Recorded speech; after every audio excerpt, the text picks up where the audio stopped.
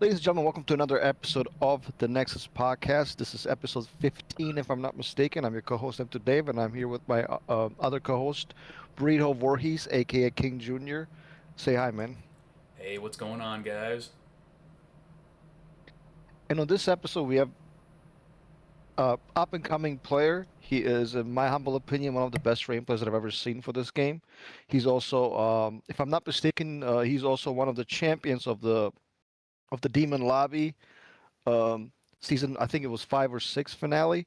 So we want to welcome 2Trillion onto the Nexus podcast. Say hi, dude. What's going on, guys? How's it going? Glad to be here. I'm thankful for the invite. Let's have a good one today. Well, let me just say we're very thankful to have you. I know I was kind of joking with you before, we started recording that we just kind of, when we do the podcast, we tend to kind of like, stick to individuals that we know. Like, for me, it's Tom Brady, Rio, and we'll have, I don't know, Mike Mhm. Hollow, whatever, like those kind of people. So it's kind of it's nice to have maybe somebody who's a younger player, I assume, with a maybe different perspective. So Burrito Voorhees and I want to thank you for being on. Man, thank y'all for having me. It's an honor to be one of the few of outside the circle. So yeah, that's nice. That's honor. That's cool. That's cool. Yeah, So yeah. Well, kind of like talk about yourself a little bit before we get to the specifics. Like, what made you? Because you're a Rain player. That's because I've seen you on Demon Lobby. I've seen you like this other. I think it's Hype Fight channel. He mhm. kind of uploads random Tekken and Tekken 8 and MK1 matches. So kind of talk about what made you pick up Rain, what made you play Mortal Kombat 1 in the first place. Go ahead, Okay. please. Oh well, I've been playing Mortal Kombat since I was like 7 years old. So it's my favorite fighting game franchise. I've been playing it for as long as I can remember. So any title that comes out, I'm probably gonna play it. I picked up Rain though, is because I was kind of in a character crisis. Seriously, like I was playing probably like the most broken characters at the game at one point when the game like day one, week one, whatever you want to call it.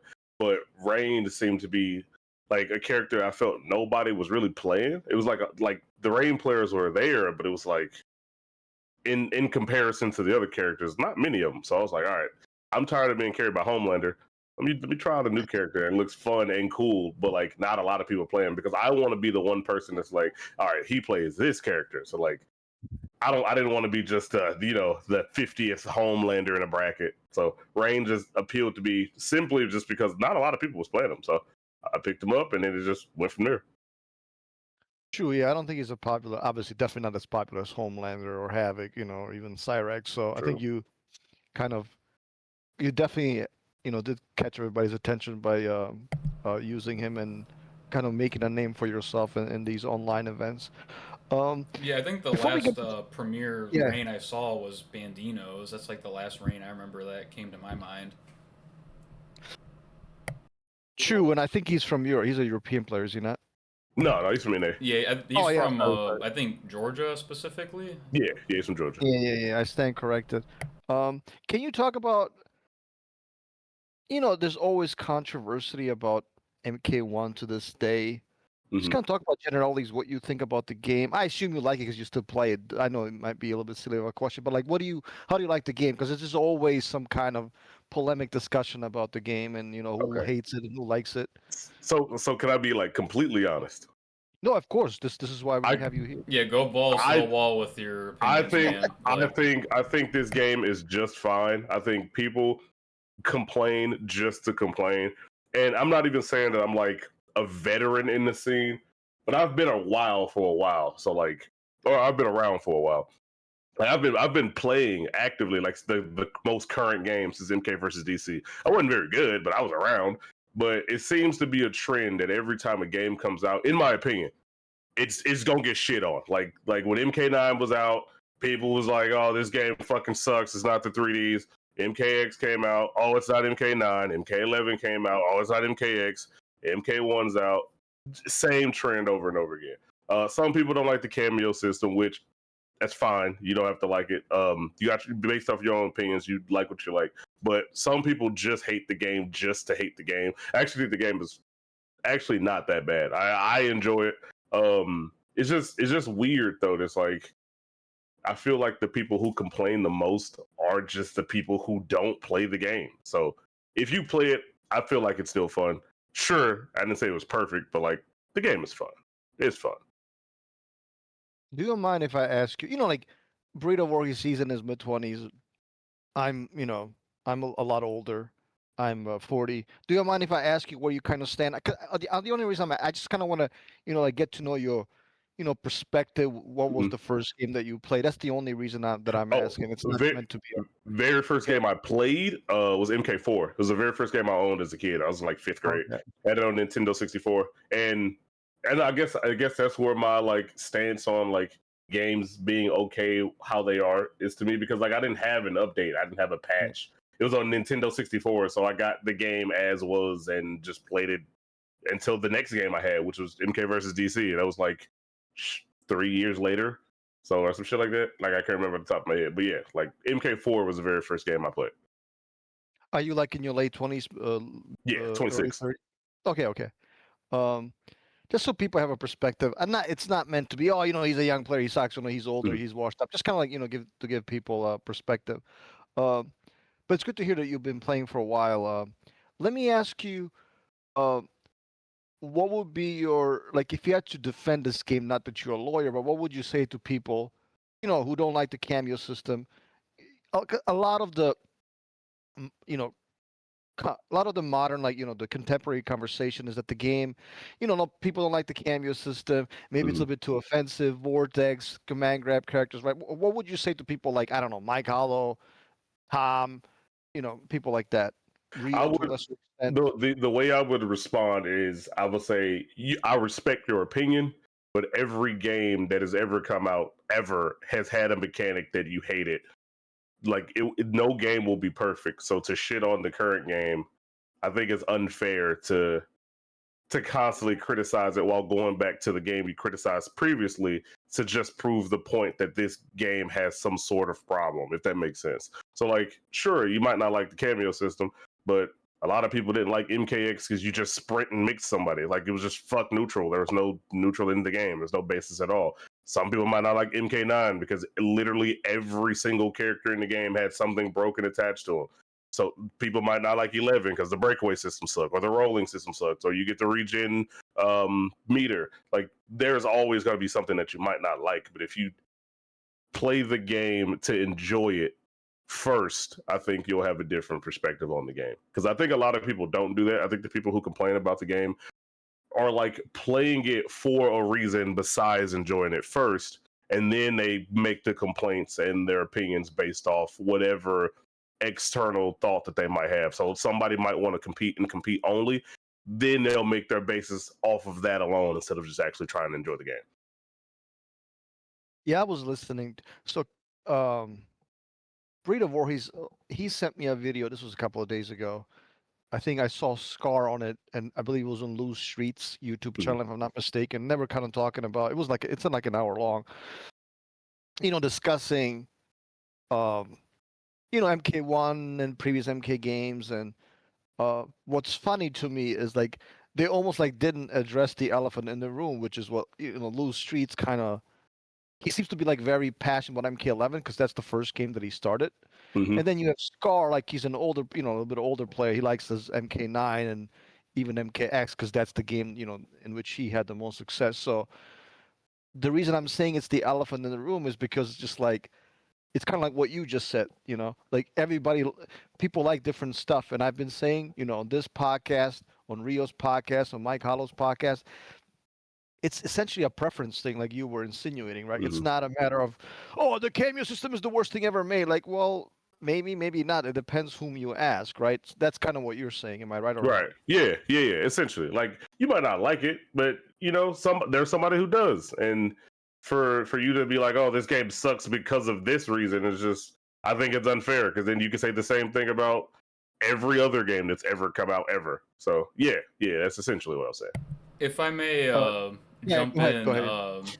is there like so with every NRS installment, like with MK being different, like I think that is kind of like something that just naturally will happen. Like a lot of people are talking about how like the lack of legacy in our games is like dividing the community and stuff. Like there's a bunch of sub communities with every MK installment, which is definitely true. And like MK1 isn't my all-time favorite NRS game. It's like in my top three after MK9 and Injustice One. But um, to get into like the legacy conversation maybe a little bit, like do you have an all-time favorite like NRS game Yeah, or yeah. like Mortal Kombat 9 is probably my all-time favorite. which Yeah, one? Mortal Kombat 9. It's probably my Nine. favorite. What about 9. your oh go ahead, go ahead. No, no, go ahead, go ahead. What's the question? You can go first. My yeah, you go first with your answer. You Okay, said no, I was just MK9. about to say, yeah, 9, and then if I had to like break it down as you did, top 1, 2, and 3. 9 will probably be number 1. 1 would probably be number 2, and then I would put 11 as number 3 for me. Okay, okay.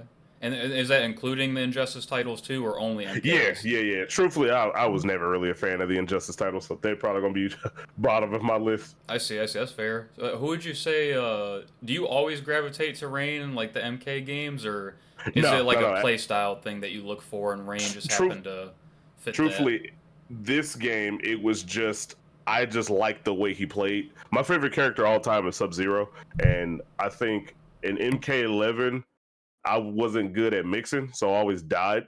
And then MK11 or MK1, I always felt like he was just too clunky, too slow. I just didn't like the way he felt. So like most games, I would gravitate towards Sub Zero, but this game he just didn't feel right.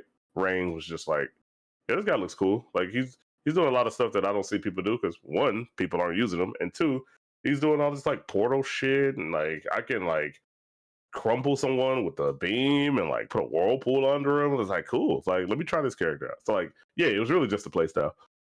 Yeah, the reason I asked about the character thing and like the legacy conversation is because like I wasn't sure if you were like a diehard Rain player and you came from MK9 and then you go on to MK11, you're like, I don't know if I like this Rain design, or like or going into MK1 if like Rain was your all-time favorite design for the character, because some people are like diehard character loyalists, like True, true, yeah. Tom is like a Sub-Zero main throughout any like game, and obviously he's not very fond of MK1, MK11, but he always tries out Sub-Zero in every game, no matter what it is. So I didn't know if you're in the same boat or not as far as like Yeah, character loyalty or not. kinda. Nah, I'm loyal to the character once I decide this is my character. But like I'll like Sub Zero is my all time favorite as well. So like I'll always try him out. But if I don't like him, I won't stay on Sub Zero. I'll just play something else. And I think that could be one of the reasons. So I'm glad you said that about Legacy. But I think that could be one of the reasons why someone wouldn't like the current game at hand is because you're so stuck on a character and you might not like the way he plays. Then on top of that, you don't like the mechanics of the game. The game is going to suck for you. It won't be fun at all. So at the very least, try to enjoy it. Maybe the outcome is a little different for you. Well, let me ask you this question. Well, I guess it's kind of like a two question, if you will. Do you first one? Do you believe that the lack of legacy for for some of these games, like how MK11 plays completely different from MKX, right? And MK9 plays completely different from MK11. Do you think that's a problem, or do you think that's healthy? Um, I don't see it as a problem, truthfully. Because I think if it was a problem, then we would have different top players in every game. I feel like if it really was such a problem, then the top players that we always have wouldn't be top players. Like every game that I can remember, I've always seen the Mighty Unjust. I've always seen Ninja Killer. I've always seen Sonic Fox, so forth and so on. So like it seems like the people who are going to be great at the MK, they're going to be good. They're going to be good at the game regardless. I think the change though sometimes it's for the better. Like there's some mechanics that I didn't like in MK11. I'm glad they're gone. Like I think MK1, the way the game is in terms of the poke system, much better than any Mortal Kombat I've ever played. The fighting styles between the characters, some characters are worse, some characters are better, but I don't think that's necessarily a problem. You just get used to the character or switch off to another character. Because then you might enjoy another character that you might not like before. Like actually, I never was a Rain fan until this game. So like just venture off and explore. You don't have to stick to the same character every time. Because a lot of people attribute the lack of legacy. If you listen to even to me, to an extent, definitely Tom, even definitely Rio. But they attribute the lack of legacy to the competitive scene not striving, or at least not. Hmm. It's not on the same standard as like a Street Fighter or Tekken, or to a lesser extent even Fatal Fury. Um, are you bothered by that? Because somebody like you, because I think Rain is not easy to use in this game. I think you have to actually know what the hell you're doing. And it's not I like think so I too. don't know. Yeah, so it's not like you can just be a scrub, pick him up. So I know if you're winning with Rain, you have really good fundamentals, you have really good execution. So the fact that the scene is small, doesn't that bother you because your skill is not displayed, on a larger scale? Um, it's no, not really, and I think that they have that opinion though, because they've been playing for a very long time. Guys like Rio, guys like Tom Brady, like they've been playing. I think since the arcades, but I could be wrong on that. Somebody correct me if I'm wrong. But like they've probably been playing for a very long time. And I started playing MK4 like years after MK4 was out. Like I was playing MK4. It was like 2010, so much later in life. But I think the time has changed. Like people, I think in specifically in Mortal Kombat, might not want to see the same thing over and over again. Like I don't think the current, but maybe I'm wrong on that as well because, like you said, the scene right now is kind of small.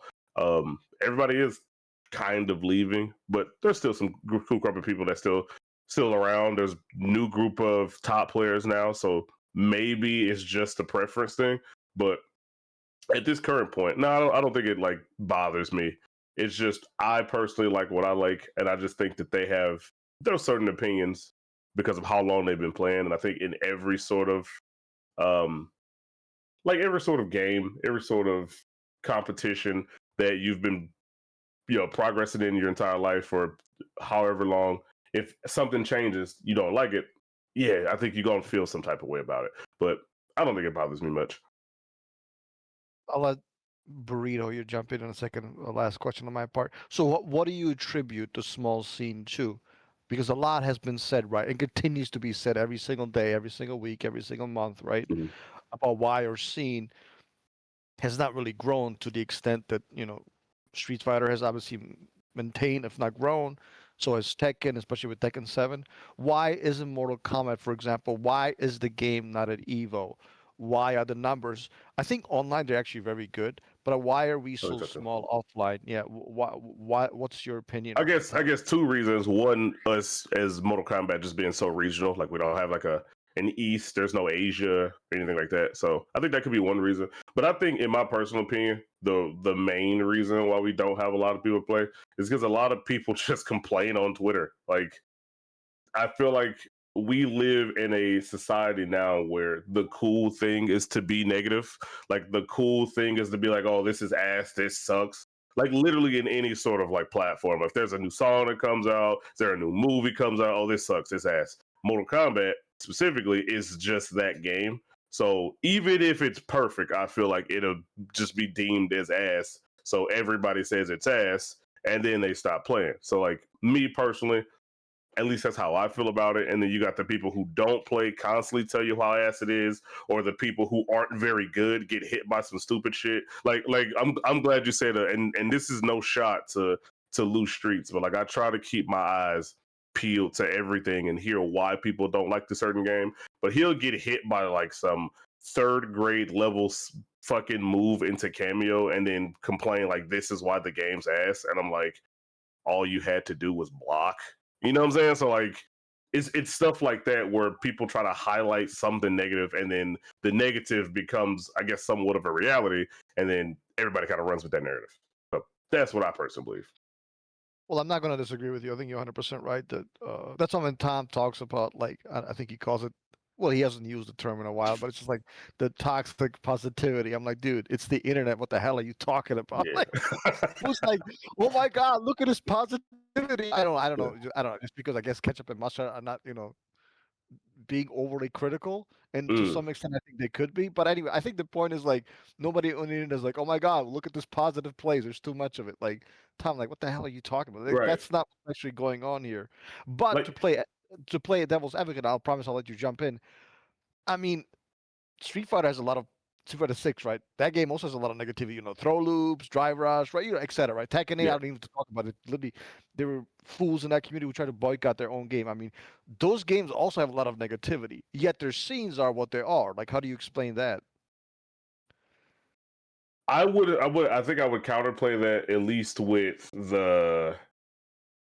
I don't know because I would argue I don't know if they get as much as us, and I don't think they only get negative. Like I've seen at least a lot of videos of like, yo, this game is like, look at this cool thing that I just did, or look at this, look at that. I feel like the people who talk about and people with the name and people with the voice who play MK or at least are intertwined with Mortal Kombat, it seems when they start on the negative train, it's only negative and it's always negative for however long the lifespan of the game is. I don't know if they are doing that in Street Fighter. I could be wrong on that. I don't really keep up with the Street Fighter scene. But if I had to take a guess, that could be a reason. It's just I feel like the loudest voices we have are the shittiest ones, and we don't uplift ourselves. Like it's just, oh, this game sucks. Don't play it. Let's go back to this game. Like this game fucking blows. And then when we go back to the old game, it's just like, oh, no one's here. Like so, I don't know. At least that's what I hear from it. Because I do understand like people might not like the game. And that's completely fine. But when and I love Tom Brady. Actually, fun fact, Tom Brady was the reason that I started playing Sub Zero competitively. He was the first. I love Sub Zero. It's my favorite Mortal Kombat character ever. So I looked up Mortal Kombat competitive and Mortal Kombat tournaments, and Tom Brady was the first person that I saw. But I do I do hear a lot of negativity about the game, and I think it's hard for people who even want to get into the game when they hear it from a veteran like him, or people like Mike Hollow, or people like Lou Streets, or like literally anybody who is just bashing the game all the time. It's hard to attract new players because if you tell in the world that this shit's ugly, they're just gonna believe it's ugly. Yeah, I definitely think. Yeah, I think you have a point. Burrito, where do you stand on this, and what's your opinion? So I mean, I do think there's some truth in like, and we're not talking about story mode stuff. I'll say, I mean, I don't know if you guys even want to go into the story mode stuff. Um, the story mode stuff might be a very crucial part of why maybe like MK1 undersold and Chaos Reigns undersold Mm. compared to MK11. But again, I won't go into detail about that. 'Cause I don't know how lore heavy you guys are. Um, the launch obviously was not good from MK1. By far, like one of the worst launches, if not the worst launch in NRS Yeah, I game agree. history. I agree with that. But as far as the gameplay goes, like I can understand why Tom doesn't enjoy it, and some other like older players that have been around longer, like Scar. I don't know Lou too much, like Lou Streets too much. I know he likes MK11 the most, and on his video with Scar, he said he didn't really play the games before 11 as much. So I don't know if he would still say MK11's his favorite if he had played the older games or not. But um, I do think like I'm for like I want to see more legacy in our games going forward because like my prime example and go to is Garrus, like MK1 Garrus and MK11 Garrus. So like if you remember MK11 Garrus, like he was mostly a pretty toxic character to fight, especially early days. Like he crushing blowed you like 3 times in the same round, and you just died. All unbreakable, damage with crushing blows, and then he's running away with an unreactable low trap move with sand trap, and it was just very ugly. And that's like an example of a design I don't want to see going forward with Garrus. But MK1 Garrus is like one of my favorite characters, if not my favorite character of all time to play. And, that's because of his sand clone. His kit is just mostly effective, and like there's like almost no useless moves in his kit, and like there's like a bunch of quality of life things that they gave him going into this game that were missing from MK11, and props to the devs who made him. Noticing that there were shortcomings in the 11 design, and they fixed those shortcomings in the MK1 design. So my thing is, with his design, in my opinion, being so awesome, and I think most would agree his design is really awesome and unique, like gameplay wise. And I know some competitors say, oh, nerf Garrus rewind time and Motaro teleport is super toxic. But to be fair, we're probably never going to see cameos in a future game. I don't think they were received very well, especially from the casual fan base, which is 99% of where our sales come from for the game. True. True. So, but Garrus, like, I don't see how you can top his design going forward. Like, if you're going to overwrite in the game in the future, like from the ground up again, like reinvent the wheel again with the game and the roster, I don't see how you top your MK1 design for Garrus. Or like Noob Saibot's another good example. His MK1 design is by far like the coolest in the gameplay department of all the Noob iterations. Like MK9 Noob was like this weird zoning like footsie character kind of that was like very low tier. MK11 Noob, and I think the majority of the MK11 roster is just very watered down. So MK11 Noob just wasn't that enjoyable to me. Um, and Shang Tsung to a certain extent, like the morph stuff is really cool in this game. He's just weaker in other areas, but like the morph idea is really cool. It just wasn't. It's at the moment at least, it's not very effective, and I think they should explore it more. You know, so like those are things I want to see going forward with the legacy aspect. Like I don't want to see some of those characters get redesigned going forward because I like I said I don't see how you do a better design going forward for some of these characters. And then obviously there's characters I think had cooler designs in the older games, like Hellfire, Scorpion, and MKX was by far the most peak MK or Scorpion design in my opinion. And then you got MK1 Scorpion just doing like knee uppercut, or forward 3-2 three times in the same combo, and his grounded combos are very boring and like Yeah, very it's very sauceless, visually boring. very Yeah. sauceless.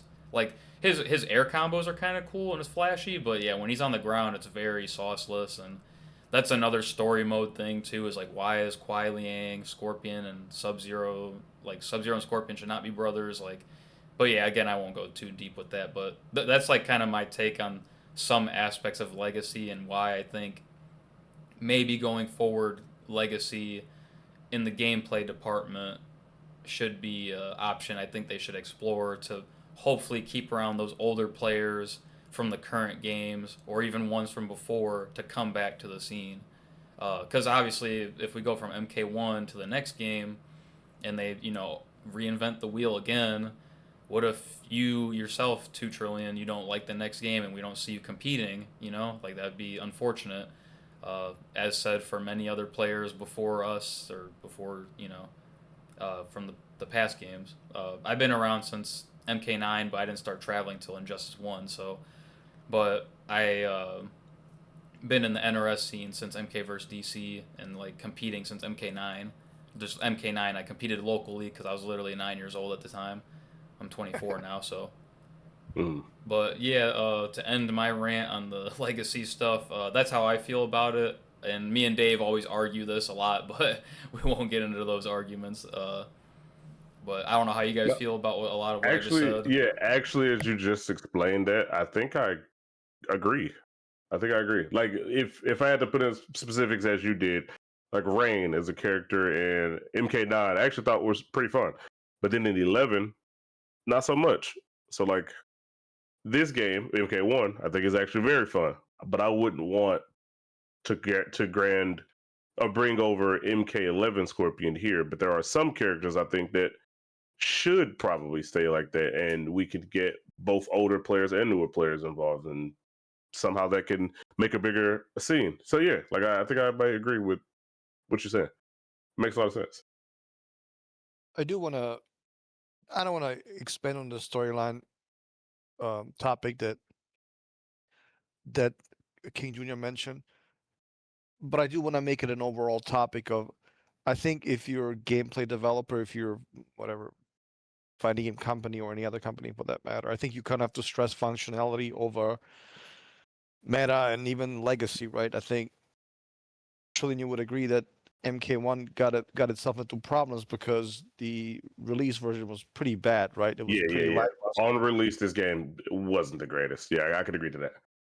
So it just like, and then you look at it, what Street Fighter, how Street Fighter 6 launched, and the fact that the game was essentially unpatched, remained unpatched for a whole year, and and I think it was doing very well. Obviously, it wasn't perfect. That's not my argument. But Rio. I don't know if you ever watched Rio's rant about Mortal Kombat Legacy. This was before the game had ever even been released. Like he talked about, you have to have rank mode, you have to have obviously playable online, you have to have some kind of elaborate practice mode, et cetera, et cetera. I know I'm missing like two or three things, but like unless your fighting game has that, then it doesn't matter how legacy or how much you like the meta because it's going to be unplayable, right? Like, and if the game is not playable, then what's the point of playing the fighting game, right? Like, it has to have those 5, 6 things that I think every fighting game released in 2025 or 2026 or onward must have. So that's kind of like the first point that I would make. And then this is where I disagree with sometimes with King Jr. and Tom and Rio and to a lesser extent with Mike. And I think Trillion, you kind of touched upon this. It's like fighting games have to evolve, right? Gameplay styles have to evolve. A character maybe should not play the same for 30 years, right? You know what I'm That's saying? true. Like, That's true. so like I don't know like how much of the like how much competitively you play MK9 or MK2 or some of the older games because they had a lot better zoning and defense, right? In certain, especially certain matchups, right? Like nowadays, I would argue that's not really the case, right? Because you really don't have like a Freddy in Mortal Kombat 1, right? It's not that nobody really has zoning that's that oppressive, right? For the most part, but that's a trend that's true for even for Street Fighter, right? Like there's no like old Saga from Super Turbo or like somebody who's just like gonna lock you down full screen or half screen. Like that gameplay has been really really almost removed, right? If maybe that's an exaggeration, but you kind of get my point. So it's not that's not an NRS or Midway problem. It's back in the day. I think it's a modern fighting game problem if you want to even phrase it as such. But like, and I think that's okay. I think zoning has kind of evolved over the years. It's become like less monotonous and more like, what range am I in? I need to use multiple fireballs. I need to use multiple normals, et cetera, et cetera. Do you agree with that, or do you think I'm wrong on this?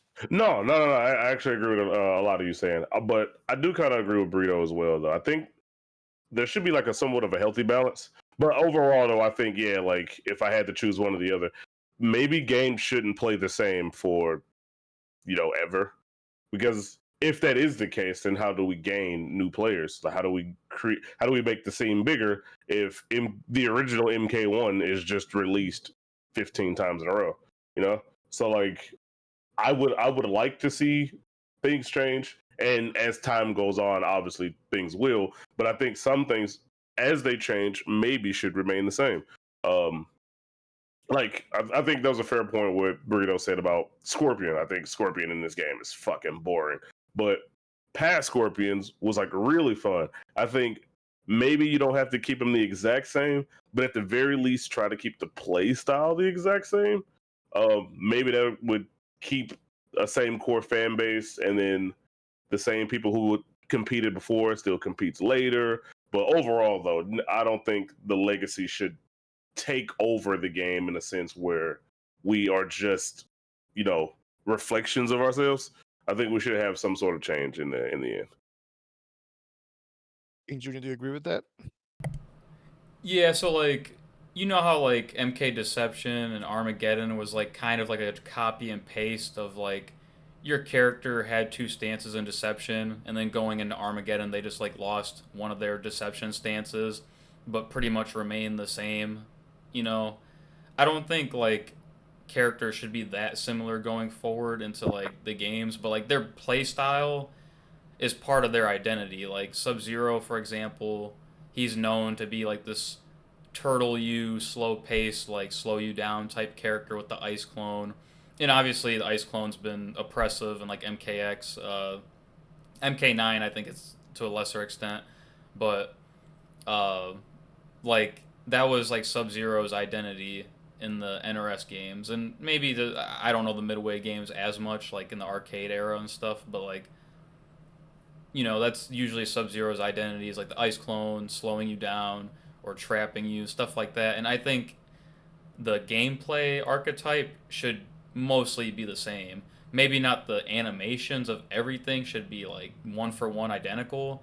Like, maybe Ice Clone MK9 Ice Clone might look like a step down from MKX Ice Clone, animation wise, if that makes sense. Like they kind of graduated the MK9 clone aesthetically or animation wise going into X. So like I think the gameplay should be more of the legacy than the actual like animations, I guess, if that makes sense. Because the gameplay and their archetype is part of their identity. If that's a fair answer. No, yeah, it is.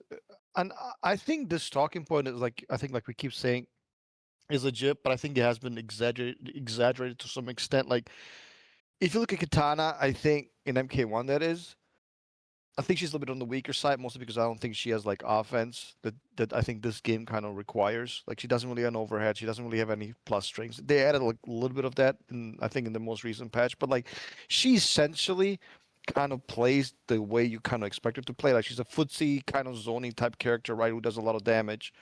Um, then you look at I don't know, Raiden. I think is kind of also to a lesser, more or less. He kind of like kind of has the teleport still. He's never had a great projectile. Like he still has the Superman, right? Kind of plays, kind of wants to like turtle you out and then get out the corner with the teleport, etc., etc. And then you have some extreme examples, right? That's like Kenshi, right? MK9 Kenshi and MK1 Kenshi, that they're not even the same character. Like those are completely two different characters, right? That's the type of stuff I don't want to see. Uh, One of my friends in FTT's always been pick of the hat, and I've always enjoyed his, loved playing against him in MK9. I also loved watching his Kenshi, right? And but in MK1, like Kenshi, like it sees as a Vortex character, right? Whereas in MK9, he was like a kind of like Katana, right? Footsie, armor, etc., right? So for me personally, that's an extreme example that I don't want to see. Uh, but even though sometimes I guess it's justified, but I would try to limit the amount of times that it's applied. Trillion, what do you think?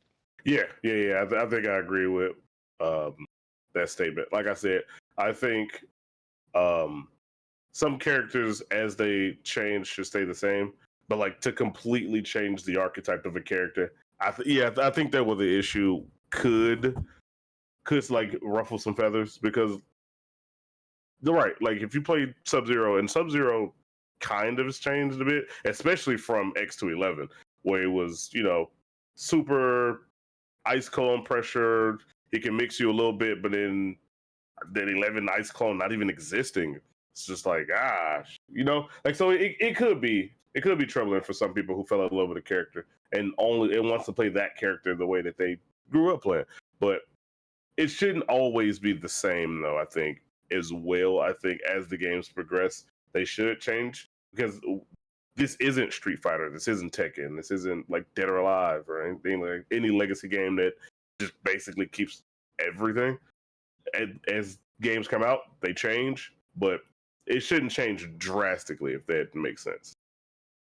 Another thing Well, too, I kind of want to add in is like go NRS ahead. games by like just judging from history, like MK9, MK or Injustice One, MKX, like all the life cycles have not surpassed like 2 years. Like our longest life cycle is MK1 with a 2 year support if you count like the hot fixes and stuff. But if you count the confirmation of no more DLC like additions, then what probably like maybe a little over a year, like maybe like 20 months or something, a little less than 2 years. So like I think like obviously you don't want a legacy game to continue for 30 years. Like I know you guys might have probably been exaggerating when you said that, but like Yeah, we got to at least have a game stick around for longer than 2 years. I think we move on too quick from our games to where like they don't even get to fully evolve at times. And Well, I don't think. obviously, Well, like it would be nice to have like the game stick around longer for like more patches to fine tune it even more. You know, perfect example is like some matchups weren't fleshed out during Injustice One's prime, and then me and my brothers we still play that game to this day. And not to go too deep into it, but there's like some matchups we feel just changed after like playing the games like a little bit longer than the prime that the game lived for. And it's just cool to see stuff like that, like discoveries are made. And I feel like with the NRS game cycle, you don't really get to flesh out the game as much as you would like in just like what 2 years. So that's another thing I But, kind of want to point out too. Like, That's actually a really great point. Actually, I didn't even but think he- about that. but here's the point. It's not the NRS cycle. It's the WB cycle because I mean true, true, they're yeah. employees just like everybody else. Like I just say it's NRS game just because of like to differ from Street Fighter and Tekken. But yeah, yeah, like I see I what you're mean, saying. Yeah, usually like you know what they say, like, out with the old and with the new, right? So I mean, that's really the case for every, game. If something new comes out, by definition, at least in certain aspects, it's better, right? Doesn't again forget about the meta and the balances. Like maybe the game has a better storyline, or maybe the game just is more functional, online, which is true now for MK1, right? So for the most part, with some exceptions, obviously. So I wouldn't blame NRS. Not saying you guys are doing it. I would blame WB, right? Like if they like, look, we're gonna make this game, we're gonna support it for 2 years, and then we're gonna work on the new one, and then we're gonna try to maximize profits. I mean, that's just their business model, and I don't think it's ever gonna change. Like people in the FGC, yes, you guys can change the balance, and you guys can change the direction of the game as far as, you know, how it will play, what the meta might be, which characters get buffed and nerfed. But you will not tell a multi-billion-dollar company how to run their business. They're never going to listen to you. You just essentially wasting your time. Go do something else. I mean, that's where I stand. Uh, it's silly to talk about. Oh, this game they should make. Like, dude, you're not going to listen to you. Like, the executives don't care what you're saying. Like, it's about the money. Again, you can affect stuff that's in the game in terms of the meta and stuff. That's what Hmm. that's what the FGC has the power. But you will not tell executives how to make money. It's like that's so arrogant and silly, in my opinion. What do you think? I think I agree. I think too, though, with the 2 year life cycle, actually, though, that could be, and I didn't even really realizing it because it's been happening, at least it feels forever. But like, yeah, sometimes we don't get enough time to fully flesh out the game. But I personally have a really low like confidence in the community. I feel like as they are now, even if we had longer life cycles, I feel like they just shit on the game. Like there's people right now who just shit on it just to shit on it. And I do want to like highlight the people who might not like the game and just like other games and are running tournaments. Like not very good. She hosts MK11 tournaments, but I don't see her bash MK1. You just if you don't like the game, just play something else. But I feel like if our life cycle was 3 years, 4 years, I feel like our players would just somehow seem to somehow make fun of it, somehow find some way to complain. And then I think NRS too, or WB, whatever you want to give the credit to, sometimes though, that like even when we ask for something, and it might take a little longer than expected, but if we ask for something as a community and we get it, it's going to be terrible regardless. There's nothing that they can do right in terms of fixing something or patching something because some we should have already had it, or it's just they fixed something that we didn't need, or we can never be like happy with what we have. So I feel personally, even if we were to last a little longer, we'd shit on it. And I think we are just as much of a problem as the life cycle, as the publishers and developers. Like I feel like we should also point fingers at ourselves. Not most of it. Like honestly, not even like 30% of it. But I think there's a huge portion that is enough that we should probably also blame ourselves why the game is probably in the state it is in. Well, so oh let me just jump in, and I promise I'll let you jump. Let me just address this real quick. And I think maybe Burrito, maybe this is what you were gonna say in the first place. Um, I do agree with you, and like I was saying, to pretend like there's some kind of positivity issue in the FGC, it's just that's just comical, right? You know what I'm Yeah, saying? yeah, like maybe certain people, like because of whatever, they get early copies. They'll be nicer to the developer than other people. I think that is probably an issue if you want to even call it that. But that out of the window. Um, I do think like for example the most recent patch. Um, we know that Sub Zero obviously he was nerfed after the beta pretty heavily, right? And he Yeah, kind of like yeah, never he was. recovered, right? And then in this recent patch, I believe they removed the gap in his jab string 1-2, which is -7. Obviously, very very nothing impressive about that jab string. So I'm thinking to myself like, why did it take 2 years plus to fix that? Like, like you guys, everybody agrees that he's kind of like a lower end, right? Maybe some people think he's already, underrated or whatever, but like he's not like Havoc or Cyrax, right? Like, so to me, I'm like, why did this take so long to like patch? Like, this is a problem everybody knew. Why does he have these gaps that are completely unnecessary? He's not even that strong of a character. So that's why I'm like, I'm being a little bit more assertive. I'm like, this makes no sense to me, right? This should have been fixed like 8 months ago. Do you agree, or am Yeah, I being yeah, too yeah, harsh? yeah. I think no, no. I get exactly what you're saying, and I do agree. And I think some stuff probably should have been fixed a while ago. And like I said, the game's not perfect. No game is, but I think with the stuff that is fixed for no reason, the voices are louder when we get something new, and they just wanted something else. Like even I think even Smoke got like a slight buff like that, where his jab string was Yeah, yeah. gapless. Um, but people was like, "Oh, fucking the Homelander's 4-4 got nerfed, but he's still good. Oh, this game sucks." Like, man, we can't be happy for something like a good change. It's just the voices are louder when it's negative. So any sort of good thing, and like I said, there are plenty of things that I think, yeah, we probably should have had that. Like practice mode, probably should have had that when the game first started. Not gonna lie, we probably should have had rooms, so forth and so on. The game's not perfect. Don't get me wrong, but I feel like as a community though, the stuff that we do get that is good, or even like it's okay. It doesn't even got to be like great.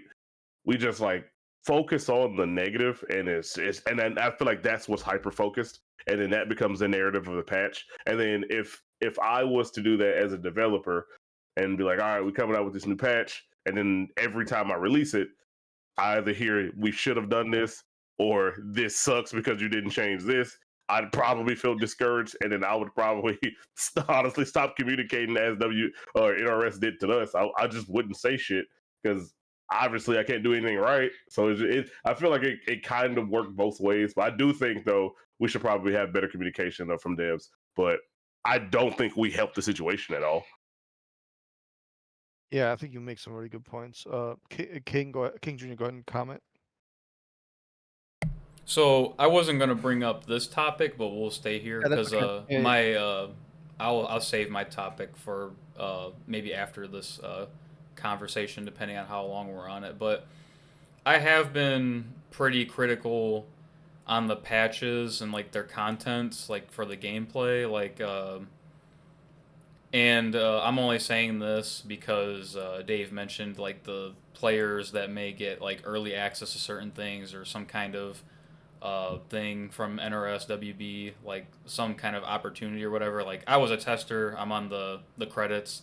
I think I'm allowed to say that much, and other people outside of me like have openly said that. Like I think Demon Lobby said that one time in one of his tournaments. But um, being said that I was a tester, I'm still critical, like politely critical. I feel like I've been pretty polite with my criticisms. Like I'm not saying like anything insulting towards the devs. Like I'm not saying, oh, this developer is incompetent. Stuff like that. Like I just say my criticisms and just hope that they're looked at and or something. I feel like me like I've been I've been criticized for uh yeah, never mind. I won't get into that. That's kind of drama, but uh, yeah, like I think I've been pretty fair with my criticisms and polite at the same time. Like Mhm.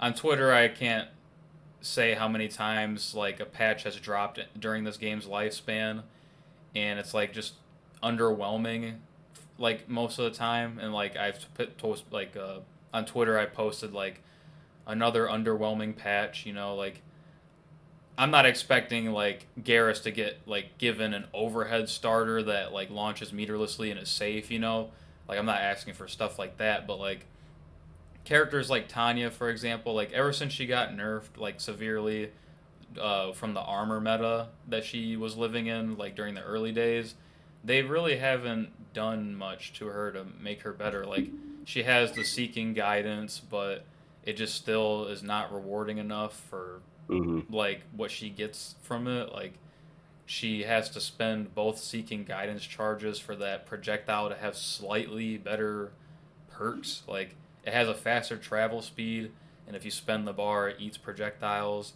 But it costs two guidances. Like, why does it cost both the guidance to use those extra perks that it has? Like, her gimmick is cool. It's just not effective. Similar to how Shang's gimmick with morphing is very cool, just not very effective. And some of these characters that have these gimmicks that are awesome, uh, they're like harder to use and master than some of these S tier characters. Like Homelander and Havoc are probably easier to use and pick up compared to like Shang, Garrus, uh, you know, Noob Saibot. Like these characters that aren't Homelander and Havoc are harder to pick up and master with these gimmicks that they have, but like the game plans that the S tier characters have are a little easier. So like, why even bother with these lower tier characters if they're harder to use and less rewarding? So it's like there's some obvious changes I think that could be made, but they don't make them, and it's like kind of disappointing at times. Like Tanya being like my prime example in the moment. Can I quickly comment on Tanya because I've been we just played right like we played like for half an hour before we got on. I actually like her. I think she's pretty cool, and I do think to some extent she's underrated because forward to they reverted I think they made it 16, right? Then they reverted it back to 14 frames of startup, and I think that normal is really strong. It's a really good footsie tool. It's definitely one of the best normals attacks in the game. But I agree with you 100% that just um, getting activating the seeking guidance to whatever the two charges, it makes like the armor obviously like not as unsafe and gives you that projectile, right? But like the projectile is the problem with the projectile is not that it didn't do enough damage. The problem is it's slow. Like it's 25 frames of startup, right? So it's just like it's very very honestly people just sometimes duck it by accident because it kind of travels fast and it's slow, so it just doesn't work properly.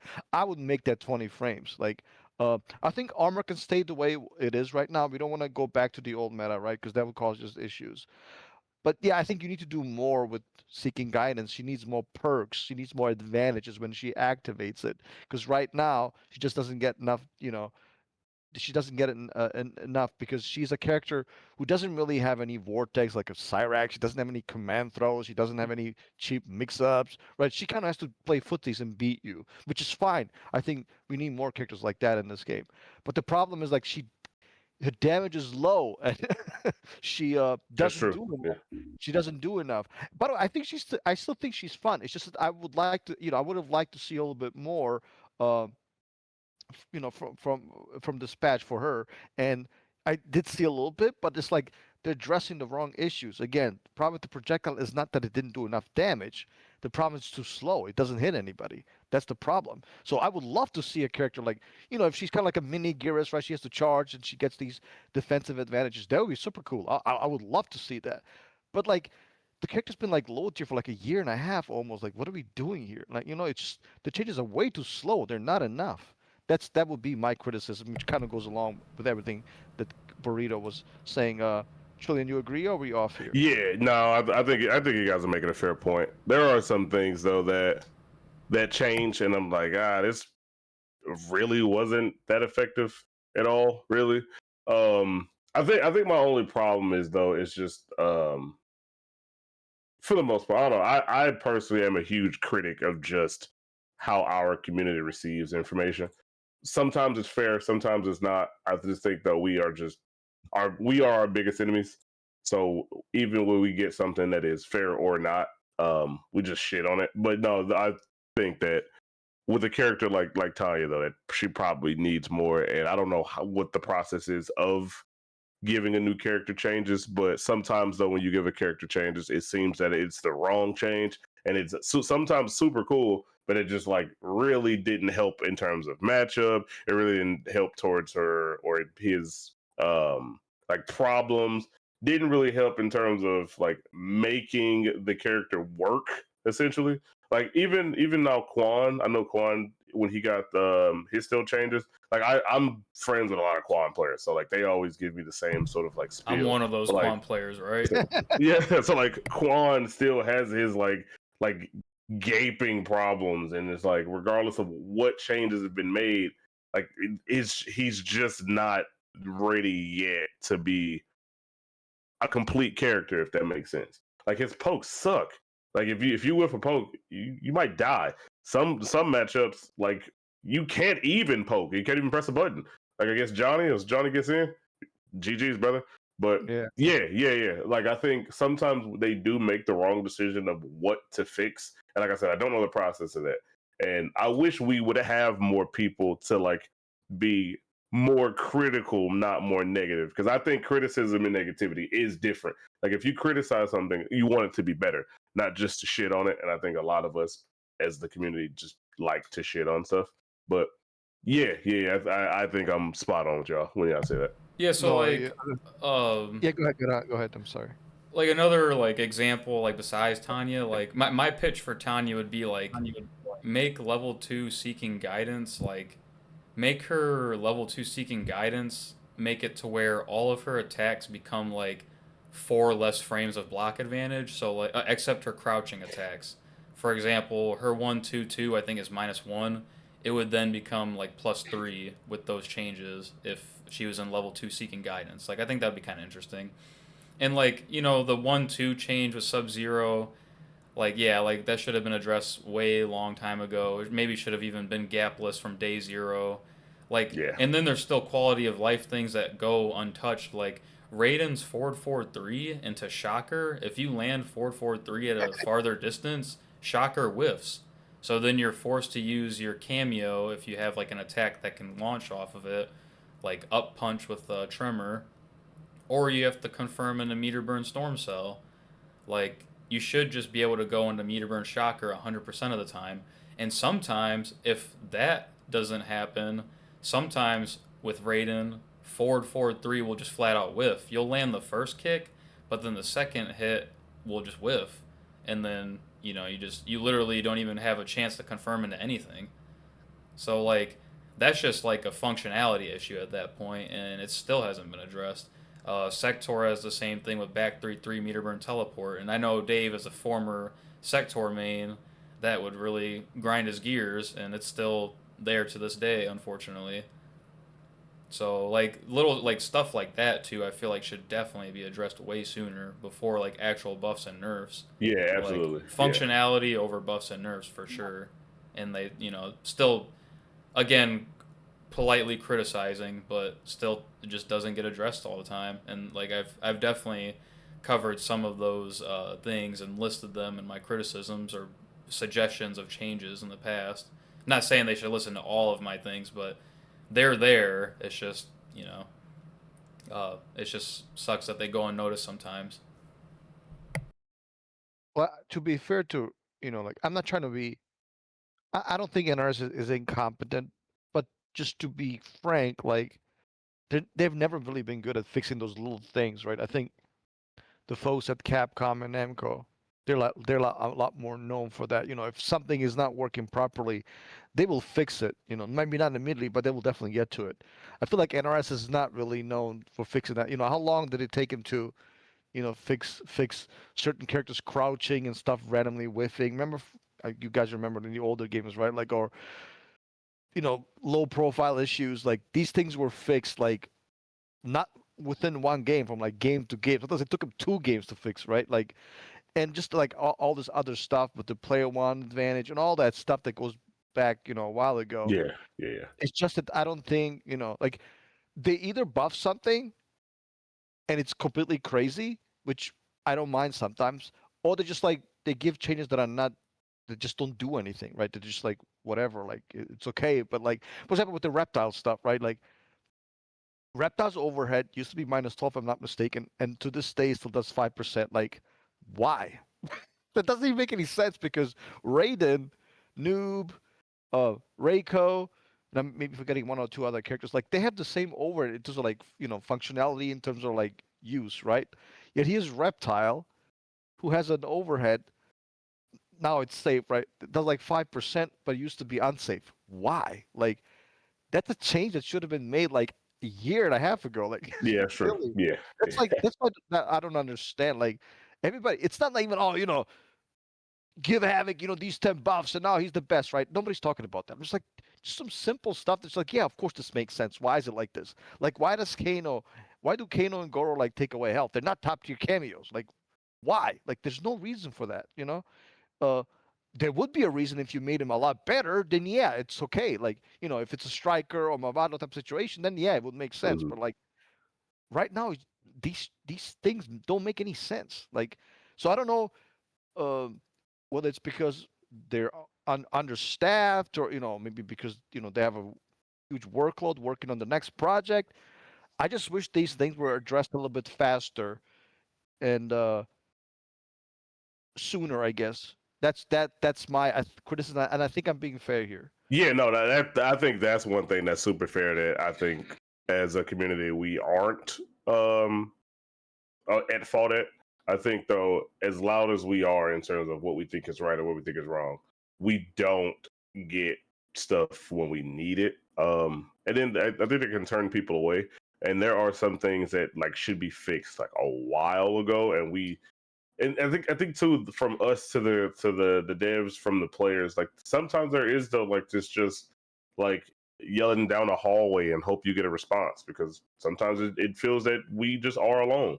And when they buff something, it if it's something that we probably should have had a while ago, I can understand why people get upset though. But I think something should be done sooner. And like I said, I don't know the process of how patching and hot fixes work.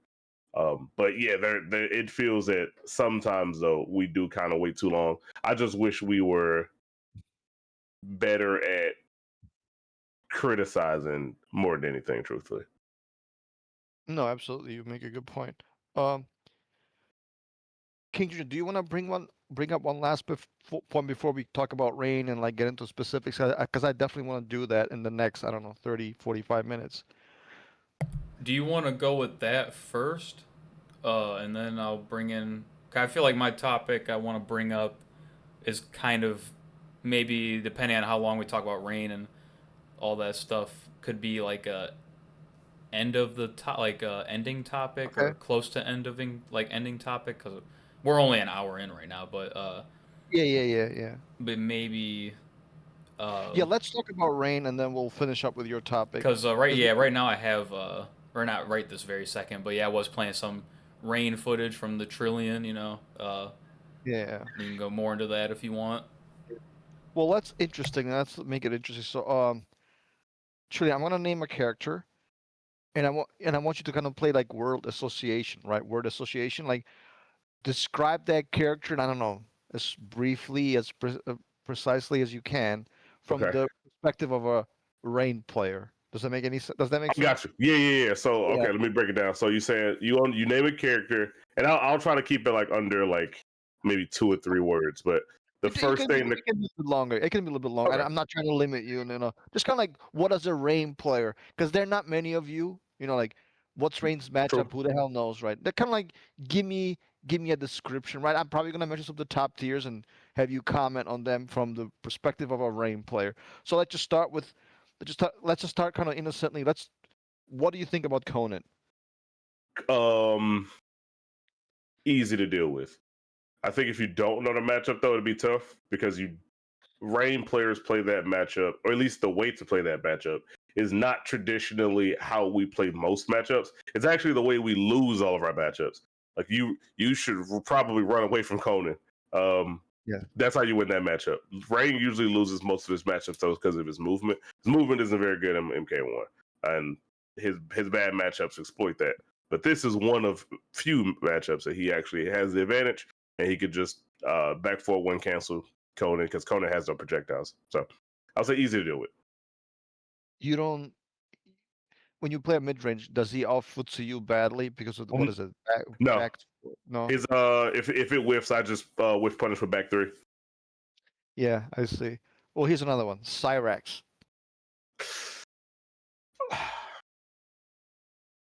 Can be tough, but I think Rain works well in that matchup. If you use the Sub-Zero cameo, it nullifies a lot of the bombs, and I think Rain does better in neutral than Cyrex. But Yeah. if you get hit, it's gonna be tough. I'm not gonna lie, it's gonna be tough. But I think it's a matchup that's doable. Do you have it like as slightly in Cyrex's favor, or is it even? Nah, I would say even. I would say even 5-5 matchup. But only It's just tough.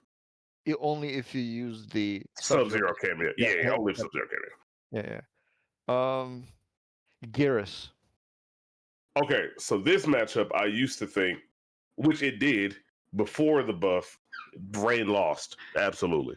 But ever since Rain got buffed, it's actually pretty good. I'm not gonna lie. I actually think it's 5-5 Rain's favor because I think Garrus's runaway isn't as strong now with Rain being so strong offensively. And when you get Garrus to the corner, it's not really much I feel he can do. So it's a 5-5 though because he still has to chase. But I actually think Rain does pretty well. Okay. Havoc. Also 5-5. I would say even 5-5 as well. Rain is one of the few characters who can consistently break Havoc's armor. It's a little tough in neutral though because Havoc can contest with a lot of moves with like back 2 and back 4. I think that's the move. But yeah. I would say get ready though because that matchup you really got to play. It's like it's gonna be pound for pound probably one of the hardest matchups you'll have to deal with. But like it's an even 5-5, I would say. Which cameo do you use against Havoc? I'm using Janet. And against Geras too, or do you? Yeah. Janet for most matchups. Sub-Zero just for Cyrex because those bombs will kill you. Okay. It's not a Homeland. very. Ooh. Yeah, go ahead. I got a character No, no, after Homelander. No. I thought maybe you wanted to comment on the Geras Rain matchup. I thought that's why you jumped in. Yeah, I think it's also 5-5. I'm not the best Garrus player of the Garrus players, but yeah, I think it's 5-5. I played 2Trillion twice recently, and I got bodied both sets, but yeah, I think if Gur MCF was playing like the top Rain players, I think they would do it better than I would currently. I was gonna bring up Ashra. That would be my character of choice after Homelander's talked about. I don't know. I can't really think of like an interesting matchup for Rain specifically, so I'm just gonna throw Ashra out there after Homelander. I got you. I think 5-5 slight favor though of Rain. It's because Homelander or Ashra? Ashra. Oh no, he fucking dog walk. He get dog walk Homelander. I'll get to Homelander. But Ashra is a character that can't use her wake up on Rain. So if Rain knocks you down and it instantly throws a bubble, if you try to wake up, it just nullifies it because I guess her armor is a projectile. So it's just kind of like you just phase through Rain and Rain full combo punishes you for trying to wake up. So I actually don't mind that matchup at all. It used to suck not knowing that, but now I know that it is fantastic. That's But interesting. Homelander, I only brought up Ashra because I thought maybe she could have maybe contested Rain and footsies a little bit with her disjoints and stuff. Nah, I mean, she can, but it's like I think Rain has a lot of like I don't know. I think he's pretty sneaky. So like I can throw like rain god and like try to bait out a projectile, and her projectile too is really slow. Where like if she does it, I can just armor on reaction, and then she gets comboed. So I think personally Rain does really well, but that's just me. How does you're saying the puddle negates the armor? How does No, that? not the bubble. The bubble. So if you throw in the bubble, because Rain has the move of the bubble that nullifies projectiles. If Ashra was to wake up while you stand inside that bubble, it literally just whiffs. Like he just Oh, I see what you're saying. Oh, yeah, that's right. I think you're right. Yeah, I completely forgot about that. So yeah. That is really good, right? Because that's probably the best thing about that character, right? Is that armor. Yeah, I would say so. Yeah, her armor's really good. A lot of people can't punish it. It's like because she goes so far. So with Rain not even having to worry about that, it's just like this matchup's easy now. Because like that is one thing that I had to deal with because I didn't have the XP to know that I could do that. But now knowing I can do that, yeah, it's like really good. Yeah, interesting. But yeah, go ahead and comment on Homelander. Homelander fucking sucks. That matchup's terrible. Rain gets destroyed. 4-4. Even I don't know if 4-4 was really nerfed as bad as they say, but 4-4 is still really good. 4-4 is a move though that destroys Rain because he can whiff 4-4 and then do it again. And if you try to like whiff punish with back three or your whatever your longest button is, you'll get hit because 4-4 is reaching so fucking far. Homelander is a character that I think beat a lot of characters. Rain is just one character that can't contest. He get out zoned, he get out he got out spaced. It is a terrible matchup. But if you play it right though, you can win. So it's not like unwinnable, absolutely. But it is a tough matchup and Rain absolutely loses. I can kind of see that because if Rain gets out footsie, then essentially like how do you win? Like 'cause Right, that's yeah. the strength, right? Like Because like Rain is a character too against Homelander, but like if you like, and maybe this is most characters, but Rain, one of his best pokes is down three, and it reaches like really far. But if you whiff Yeah. that against Homelander, he can just float laser you, Farah, like you get like full combo punish. And I don't know a lot of characters that like get like hit with 35, 40 for whiffing a poke. It is a really bad matchup, so you have to play it like almost perfect to win. yeah, that makes sense. What do you think about?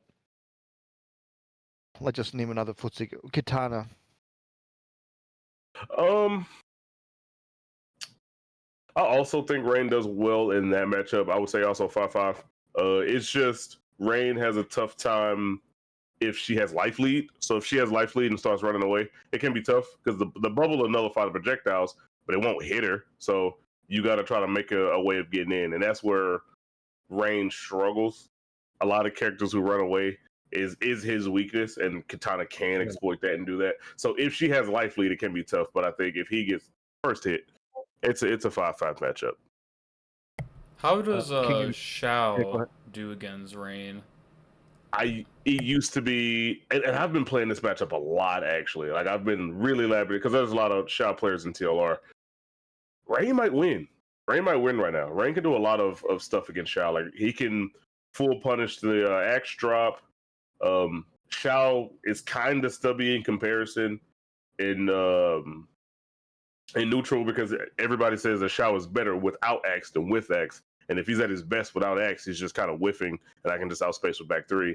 He used to be able to like check the back three cancel before Rain was buffed. He can't do that now because the cancel's so fast. So if you try to check it, you get whiff punished with back three after I do back three cancel. So I think Rain might win. Interesting. Um, let's go with. Let's see here. Let's. What do you think about Kung Lao? Kung Lao, I would say 5-5 matchup. It's only tough. It's only tough for Lao, I think, once he runs out of like cameo. I think that could be tough for him. Because he can do it like his wake up into cameo, and usually that keeps him safe. I think Kale is the best person who would like uses his like spin wake up into Sector. Yeah. But if he doesn't have that cameo to like keep him safe, it could be tough for Lau. But I think it is a 5-5 matchup overall. Same thing, he can also like run away and throw hats until you get close. So if you don't have the light fleet, Rain has to walk in. So 5-5 matchup. Yeah, but Kung Lao can pretty much run away from him, right? He can't run. Yeah, he can't run. Yeah, after it. Yeah, that's what I thought. I got one more character. Yeah, of course. Go ahead. Yeah, go ahead. How's Sector? Base Sector. One of Rain's worst matchups, even with Sub-Zero cameo. But it's weird because if you know the matchup, and I don't know if this is ever a thing, but I think it's a terrible matchup for Rain. But if you know the matchup's like not losing, if that makes sense. Like for example, I play a lot of Sector players. Like I played Sunio a lot in bracket. I played El Kukui and MKNJ. I still play MF Slayer like on his stream every time he's streaming, and they usually play Sector. the matchup like actually kind of sucks, but like I am so used to playing those sector players to where now I feel Rain actually might do good. You just have to play it perfectly almost. So I want to say 5-5, but it might be a losing matchup for Rain. Do you It's just feel like the sector players maybe just aren't playing the matchup right, or that could be because I have had some instances where the zoning was just too much and I couldn't do anything. And then there's other instances where I was like, well, like that was kind of easy. So maybe they aren't also playing the matchup right. But I have no sector knowledge. I don't know how or what the character really can do in every single situation. So I personally don't know. I'm only playing defense against the character. But I do think the character, once you get the knowledge with Rain, is actually not that bad. She is super oppressive, and like when I mean exploits Rain's real weakness, I think his movement is by far his real weakness, and she is just nowhere in sight and just shooting you from afar. She can teleport and then teleport with Mataro, and literally you start to chase all over again. So if they play it right, yeah, like Rain stands no chance. But it's been a while since I've had that instance happen to me. So like I think it's a losing matchup, but maybe I'm just playing well. I don't know truthfully at this point, but I'm gonna say losing for now until I can come up with a solid reason of why I think it's 5-5. But I want to say 5-5. It's probably 4-6 sector. Can Quan Chi do well against Rain? How does that matchup work? Can Yeah, he run away? he can't run away, but the problem is Quan can't poke or he can't whiff a poke, and he can't put out the armor portal in Rain's face, or he'll get punished. So depending on where you are on the screen, really depicts on the matchup. But now with the Quan buff, with that fucking overhead being free, it is a little tougher to just deal with the armor portal and just block. You're getting smacked in the back of your head for like 30 seconds. But if you put out Rain or Armor Portal, he can get full combo punish. So like also probably 5-5. It can be more tough for Quan though. So I think 5-5 in Rain's favor though. Interesting. Um, let's maybe do another top tier. Reiko. Rain loses that one, I believe. Rain, he used to. There was one point I think he contested where it was 5-5. It was at that weird period where they nerfed Rain or Reiko, but like didn't give him his running command Yeah. grab buff. Yeah, so like during that time, it was like a 5-5. But now Rain loses again. It's because when Reiko gets close, there's literally not a button I can press.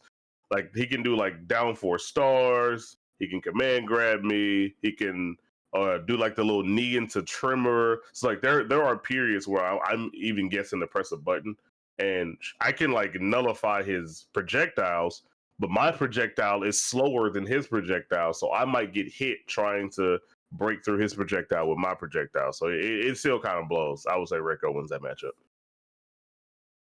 So it sounds like Rain is kind of like a character, like he really wants to play footsies, right? And then if you can run away against him, that's an issue for him, right? 'Cause his That projectile's is very- correct. Yeah. Like if you want to play neutral and footsies with me, oh yeah, like that's what I want. The problem is though, a lot of characters in this game don't have to do that, and neither do they want to do that. So that's where his bad matchups come about, because a lot of characters and you don't realize it too until you actually like main Rain, but like there's a huge portion of the cast that can just not interact, and his worst matchups come from people just not wanting to interact. No, trust me. I realized that very quickly. Remember when they told us that Rain is gonna be a premier zoner? Bro, he's I still, worst I still, worst zoner ever. I know, like I still reference that because it's literally that's literally his weakest aspect. Yeah, no, he is not a zoner, but he is nowhere. Yeah. He is a strike throw character. Which, to be fair, if he was a zoner, I probably wouldn't be playing the character. But Yeah. I'm glad he isn't. But the problem is, though, I think they designed him to be a zoner, and it is literally his worst like way of play. Like if you're trying to play Rain to zone, you're about to lose every single match. Yeah. Well, the reason I'm telling you that is because, you know, I'm already playing MK9. I got my top 8, right? So I played Zod in Injustice. I never really tried Mhm. for the game. But the point is, like, I like these, the defensive zoning type, archetype, and I'm like, I tried that kind of like, dude, wait a minute, 34 frame projectile. Like, what the hell? You ain't zoning with that. Like, Yeah, no. Like that unless it's projectile's super like, slow. yeah, unless this is literally so I don't know, so MVC2 beam, that cable has or something like that, then maybe it can work. But like, dude, this is all too slow. You can use this projectile like once in a while, right? And, somebody jumps or whatever.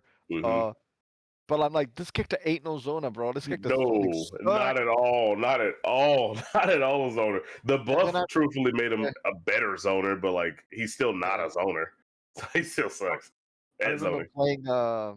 Remember like when pre-patch Reiko had the really good stars, right? When they Yeah, did this. yeah, Yeah. it's I'm really like, good. dude, Yeah, I'm like, dude, oh my god, like that matchup. At least from a Rain player who me who's a noob. I'm like, dude, this is just ridiculous. I can't do anything. Like he's nope. literally just Matchup stuck was in. unplayable. Matchup Yeah. was unplayable. So I'm like, dude, I'm done with this. And then also it would like break the bubble, right? It would break the watershed, Yeah, whatever. yeah. Like the only thing that I had to like not get hit by projectiles got hit by a projectile, and it was just like, Yeah. yeah, this isn't fun. But anyway, like this one, then I'm like, you know what? I'm out. Like this character is not for me. So, and then later to give him the back, whatever was it? The was it back one? Is Back that three, the back three. yeah, back three? Sorry. So Yeah. they can give him that. I'm like, okay, like I can kind of see how he would be good in the hands of a really strong footsie, player who understands strike throw, who knows the conversions with Janet, right? Who can set up the, you know, the stuff on the the puddle, right? And then go for strike throw, whatever pressure you maybe get a throw Hmm. at worst. So and I can kind of also see how you would be like a fairly balanced character, right? He probably doesn't get his ass kicked by too many characters, right? Like he maybe Homelander, right? But not like to the extent like where the matchup is unplayable, right? So, Yeah. but at the same time, he probably also doesn't body anybody just because he's kind of like neutral, right? Like where would you place him on a tier list? Like we have obviously S, A, B, C, and D. Like I would put him. I would put him A. I think he yeah, is A from like 8 to 10 range in terms of like placement on the tier list. I think he's really good. I do think he's really good, but I think the problem is his bad matchups are super common, or at the yeah. very the matchups that favor the opposing player are super common. So I think if I play it right, I'm fine. But there's a lot of matchups so that I'm probably going to be uncomfortable in because they just exploit my weakness. So I'll put them like 10. Yeah. So you mentioned Homelander, you mentioned Reiko, you mentioned Sector. Who else do you think gives him a difficult time? Scorpion, by far his worst matchup. Um, that Is it matchup, honestly, there's not a lot of 7-3s in this game. I would argue, I would put that in like the bucket. Like I can make a vote. That's probably a 7-3 matchup. Like there's a lot of stuff I cannot do in that matchup. If Scorpion like back three, if he does back three and like yeah. put Pharaoh on his back, he can just like back away. And if I armor, it just whiffs. If I try to throw a projectile, I can get hit with spear because all of them are slow as fuck. Like he can run away probably better than Oh any other yeah. character in the game. So that's probably a 7-3 matchup. But it's 6-4. But if I had to take a guess though, like if I had to put a vote in, I'm voting 7-3 on that. Raiden as well. Raiden kind of does the same thing where his Superman goes so far, Rain has no way to punish it because every projectile is dirt slow. So he can just kind of backdash away from you, and then as soon as you get close, he jumps Superman, and you start the chase all over again. So that matchup sucks. And then when you get full Sector cameo, you just like get mixed for your life, and then you get hit for 40. Once you get hit for 40 once, like you gotta try to chase him, but you can't catch him. So that matchup's terrible. Melina can be bad, but she's okay. She can just also kind of like backdash with Lao Yeah. until she get her cameo back. But like that matchup isn't super terrible. But those are like just two matchups off the top of my head that it's like, yeah, this matchup, this shit's awful. Scorpion What was about actually like going to be my very next character before we ended that conversation, and I kind of had a somewhat of an idea of maybe like why he would give Rain trouble, and I see why. what about Yeah, Sindel? Do you have Sindel? no, Oh, I would say it was before the nerf though. I think before the 4-1 nerf though, it yeah. was a tough because when she was at her best, Rain was kind of at it. I wouldn't say it as worse. He still had back three, but he just wasn't as good as he is now. And I think if I had now Rain versus Peak Sindel, it'd be different. But at that time, it just sucked. But at this current moment, 5-5, I think that matchup is still playable for Sindel players as it is Rain. He still kind of gets zoned out a little bit, but it isn't as bad because back 4-1 is a little faster, so he can kind of zone back. But there's some moments though where like if she floats back, she's at like this like sweet spot of the screen where back 4-1 misses, puddle is on the ground and she's in the air, and like Rain God just doesn't reach. So like she just can't even get touched. Other than that though, I would say 5-5 matchup. I'll name one more, then I want to get your overall perspective on kind of like the game's top tiers. Does Peacemaker do well against Rain, or is that also Absolutely, yeah. No. Peacemaker does really well against Rain. His whole kind of like shtick is just throwing projectiles at you, and then that's where Rain struggles because Rain can't like he can't like right? it's just nothing I can do. So like if there's an eagly that's getting thrown at me, and then there's a pistol that's getting shot at me, like I just literally have to walk down and then hope that he makes a mistake, and then hope I can capitalize on it. And then now the Peacemaker players like to also kind of like if I get close, switch sides, so they'll do anti-gravity into cameo, so like it's like a safe anti-gravity, and then they just running away all over again. So the chase starts all over again once you get close. That matchup is not fun. So I would say Peacemaker wins that one. Which cameo do they usually use? Peacemaker. Depends on the player, but mostly I see Jax. Mostly I see Tremor. So Yeah. one of the two. I see. Can you talk about like I don't know your top 5, 6, however you want to order? It's the order is not really, or the quantity is not that important. Like who do you think are the best characters? The Right best now. of the best. Yeah. Okay. Yeah. Cyrax, in my opinion, is probably the best though. But no particular order in the rest. Reiko is probably up there. I would put Homelander in there. I would put Johnny. I think he's pretty good. I think Melina, honestly, in my opinion, I think she is probably top 5. I don't think she has a losing matchup. I think she is either 6-4 or 5-5 on most of the casts. And then one more, I would probably put maybe Havoc, and then that'd probably be like my top 5 or 6. Yeah. That makes sense.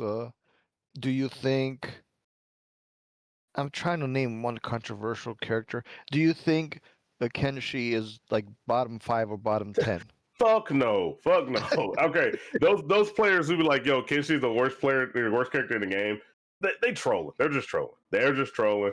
They swear that this character is the worst character in the game. In my opinion, this character has probably the best or second best win condition in the game. Because once Sento gets out, fucking good luck. So like, no, that character is probably mid tier. He definitely ain't the worst though. He's not bottom 10. He's probably like, I don't know, somewhere in the middle of the pack. I'd put him in like the same like B tier sort of characters where I'd put like Reptile and places like that. He's not fucking bottom 10 though. No. Where do you rank Peacemaker? Do you think he's also underrated? Yeah, I do think he underrated because I'm not gonna lie. At first, after the nerfs, I just took everybody's word for it. Like the former Peacemakers players was like, "Oh, he's ass," so I just assumed that he really was ass. But after playing in brackets for the last few months now and seeing these new Peacemaker players, his character is probably actually like still really good, and it's just he's ass in comparison to what he was because he was beyond broken at one point. But now, yeah. So like, if you think it that way, yeah, he's ass. But like now, I actually think he's still really good. And there's a lot of like situations that Peacemaker can put you in, and it's like almost guaranteed. Like I don't know if you ever seen like the anti-gravity into ground pound Jax cameo. Yeah. Like that shit's tough to block because the ground pound's unblockable. So it's like you are guaranteed to get hit at that point, and then once you get hit at that point, like he's just gonna run away from you, and he have some of the best zoning in the game. So good luck on that. I definitely think he's an underrated character. For sure. I was actually gonna say. Oh, go ahead. No, I was just about to say I thought he was bottom 5 at one point, but nah, not anymore. Not anymore. Yeah, I don't watch tournaments as much as Dave does, but when I have been watching recently, like Noir's Peacemaker really Hmm. impressed me, and like I will say, Peacemaker's a lot harder to fight online than offline. Like, and I know that could be said about like a lot of the roster, but like I have one of my least favorite characters to fighting online is Peacemaker because like a lot of things are harder to react to and flawless block projectiles or like flawless block timing the elbow drop to punish. So I do think he is kind of buffed a lot online, but regardless, I think it's been really awesome to see Noir's performance with the character as of recently. Just Yeah, he's like as been a really Peacemaker gaming. shout out right there. Yeah. Yeah, I think obviously like Trillion said, like he's a character who's definitely like been nerfed a lot, and I think a lot of the nerfs are justified.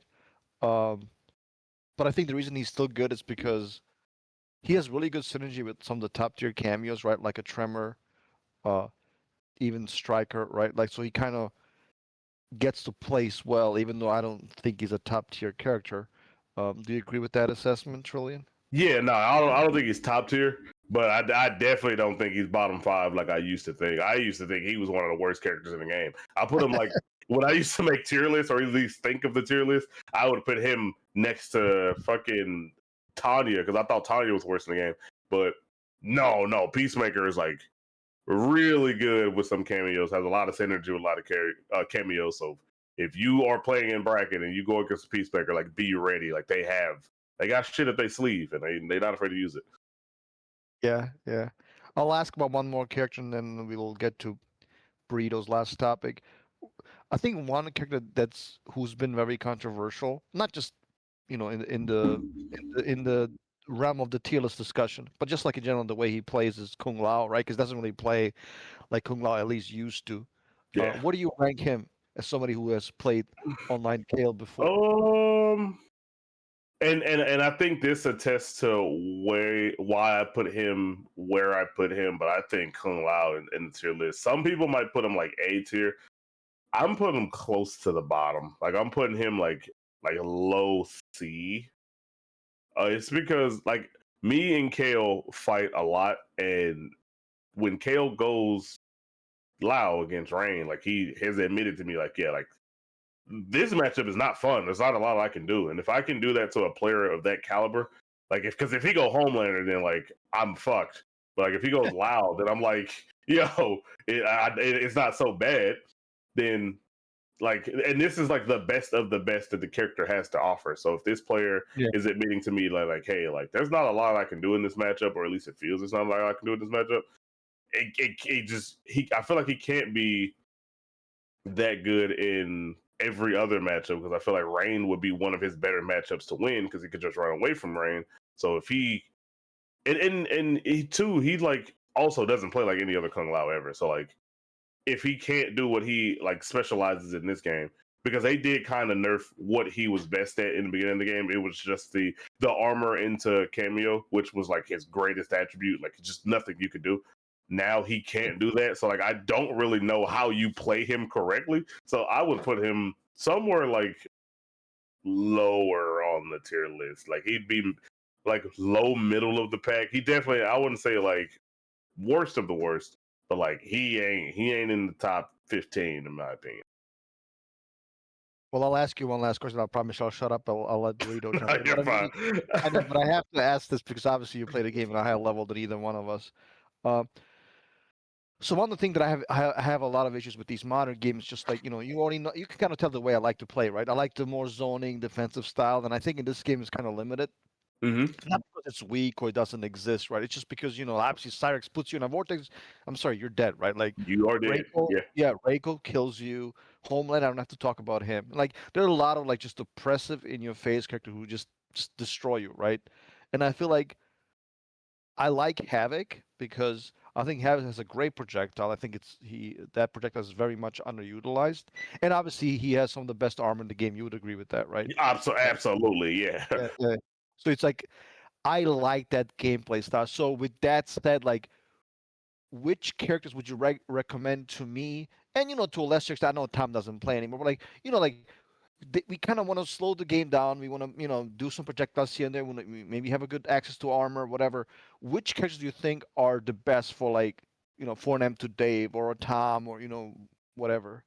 That's Whoever actually a fantastic question, I believe.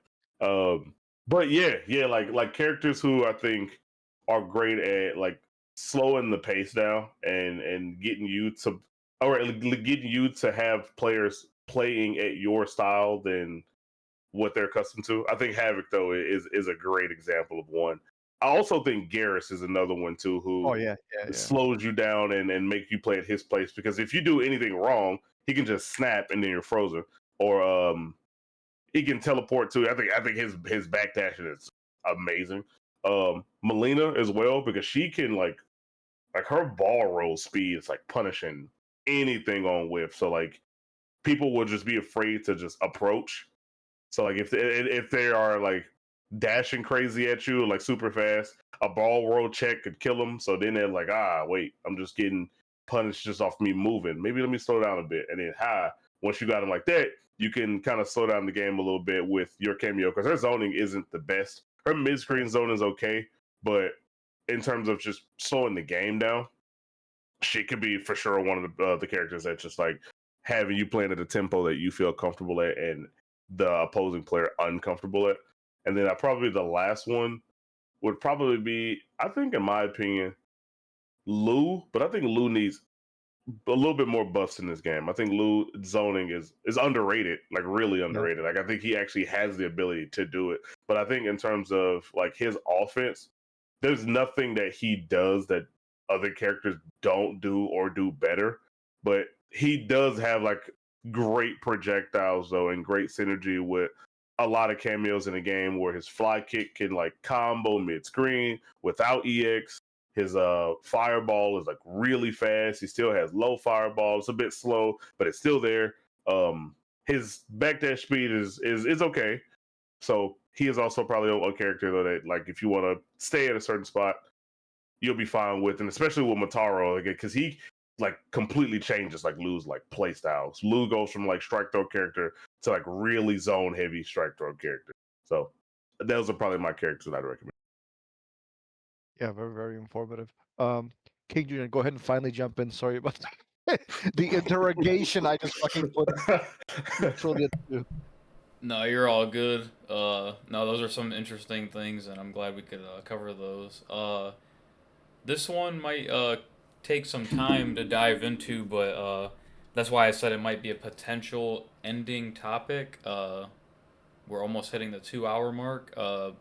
I'm down to go longer. It's up to you guys, but so being that we talked about like the legacy conversation with like MK games and stuff going forward, that's at least what I want to see. But like, if that route was to be taken with legacy, um, I guess there's like two parts of this.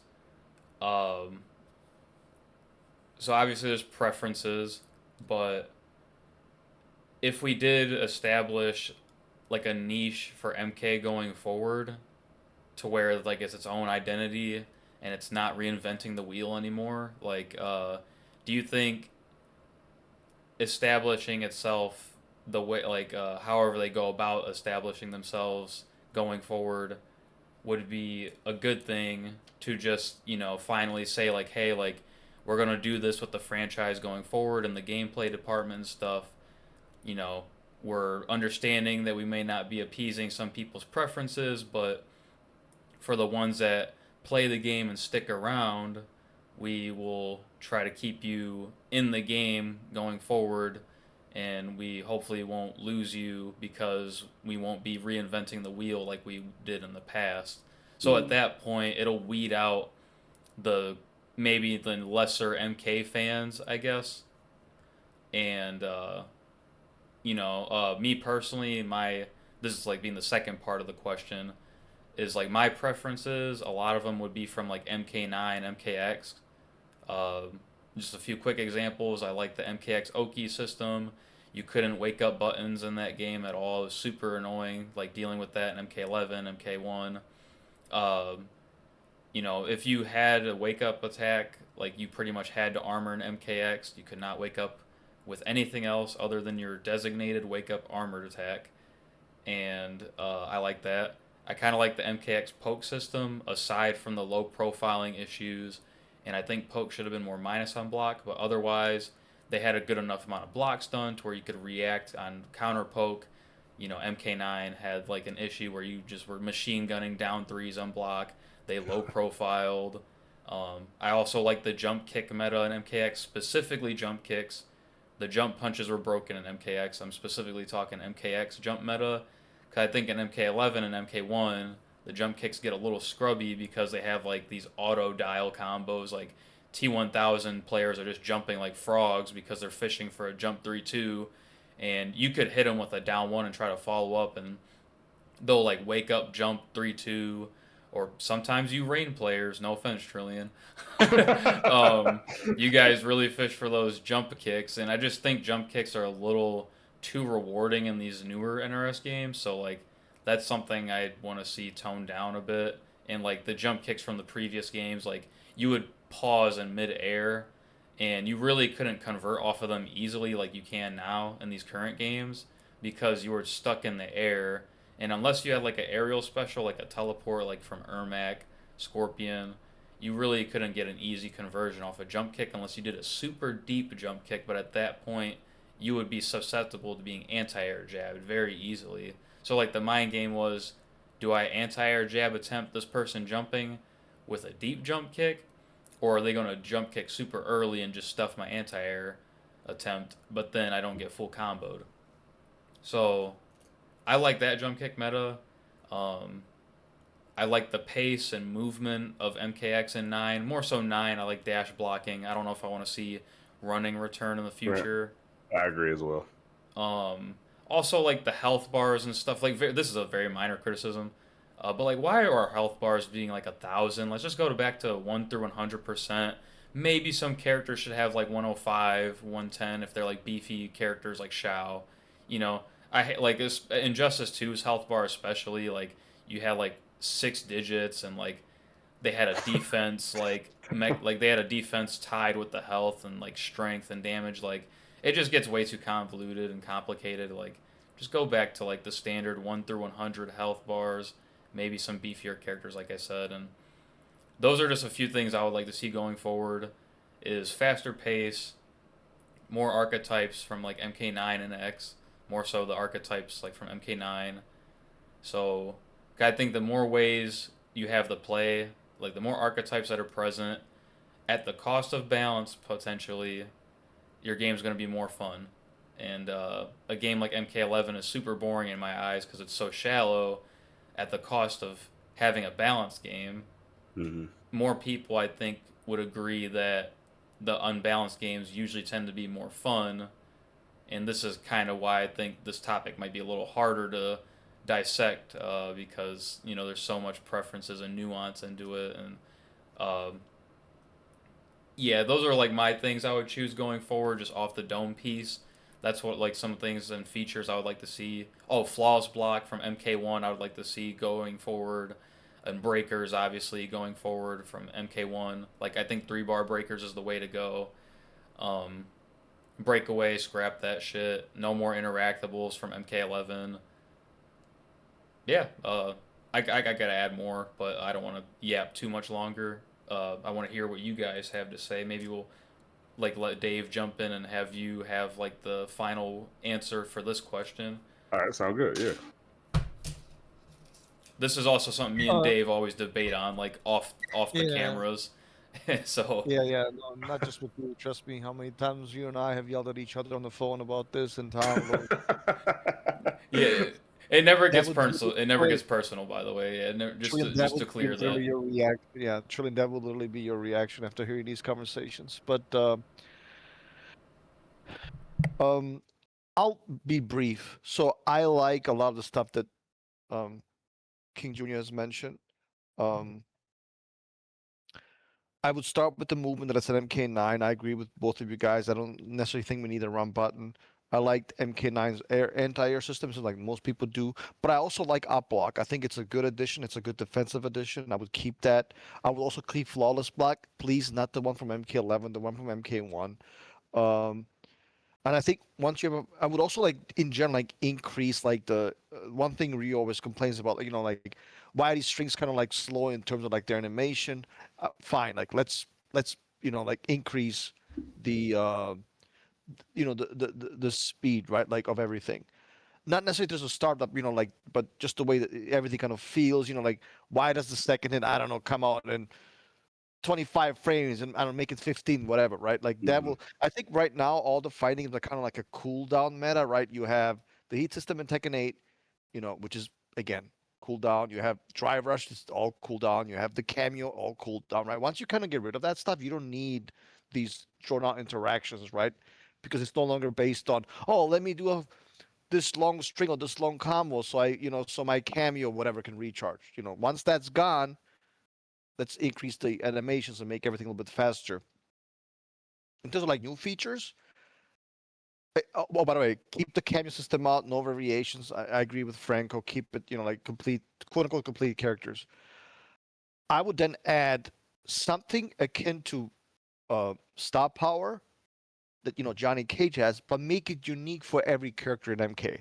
Again, it would be kind of like a trade system from Injustice, right? I don't know, like you're Scorpion, and now you activate. Now you have fire around you, and now you get to cancel something. Whatever, it doesn't have to be canceled. Something that's unique that makes you feel like, you know what, this particular ability really fits. I don't know, Scorpion or Sub Zero, right? Like I think you can kind of balance, and you can kind of not balance, but you can kind of design the game around that, and you can sell it, right? And that's something more important that the developers have experience with because they've done it before, right, with Injustice One, so Mhm. and two, right? So they can kind of go from that, and they can, they have some experience. So it doesn't turn into a broken mess like the cameo system was originally for MK1. And then I would also add something that I think they have. It's a good, it's good design, and at least in theory, but I think doesn't work very well in practice. Is some of these special moves. I'm sorry, some of these enhanced moves that are like that cost 2 bars. I don't know, like a Reiko throw, right? Um, whatever, Quan Chi's tongue, right? Give every character something like that, and then you can have certain like archetypes. They're good. They're kind of like weak when they have 1 bar. When they have 2 bars, you kind of have to respect them, right? That's something you can design a game around. Again, that can be its own archetype, and you can have a lot of depth based on, hey, this character's strong with the trait, but maybe he's weak otherwise. Hey, this character's kind of weak when he has 1 bar, but now that he has 2 bars, he's actually has this really impressive move, and maybe it's a fireball, whatever the case may be. And that's how I would design the game. Honestly, I would keep it close to MK9 and MKX as possible, while bringing in unique features. I would stay away from the cameo system because it's a bit controversial. We already understand that, Yeah. and stay away from MK11's, in my opinion, trash mechanics like breakaways and whatever whatever the fatal. I'm sorry, the crushing blow that didn't work out. And honestly, you can even add a counter system. That's something Tom mentioned. I think also would fit along. So you can keep it legacy, but while also implementing quote unquote new features, and that's the way that's my direction that I would take the franchise in. So Also, yeah, scrap fatal blows. I forgot about that. Bring back X-rays, man. I hate being rewarded for losing. Especially with these half-screen pushback fatal blows like Homelander, dude. He like hits you 3 times with the laser and you're sent full screen when you blocked it point blank originally. Like that's nonsense. Yeah, that is That's kind of gotta crazy stop. though. I'm not gonna And lie. Yeah. and like if you bring back X-rays, you're cashing in all your meter. And obviously they scaled horribly in the older games, but that can be addressed. Like you're cashing out all your damage, and at that point, it warrants being like plus on block or an unreactable overhead or something obnoxious because you're cashing out all your resources. But that's something like Dave brought up a bunch of things that kind of just came to my mind after he had said his piece, and Mhm.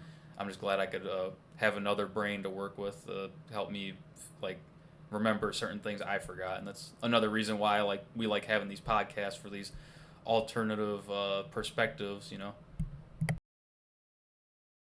Trudy, what would you have played for a while, Yeah. you're about Franco's age. What would you do? Like, are we off in our assessment, or would you do something No, I different? think with my assessment though is what I stated when we first started is going to be hypocritical to what I said originally about how the evolution of game changes. But if let's say hypothetically the next MK game they're like, hey guys, we are going to start like our legacy process. So we want to keep some things remaining the same, and we're probably going to do this from here on out. So we're going to try to keep our core base of fans and build from that, yada yada yada.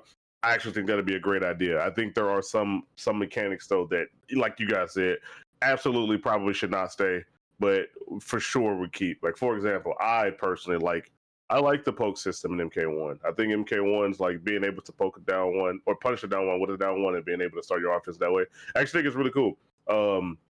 Breaking 3 bars also I think is a really good idea. I think too I would like Fatal Blow over X-Ray, but I do think Fatal Blow does need changes. Like having that much pushback on Fatal Blows, it's just absurd. And I definitely think you shouldn't have it more than once, at the very least in the same round, let alone in the same game if you miss it.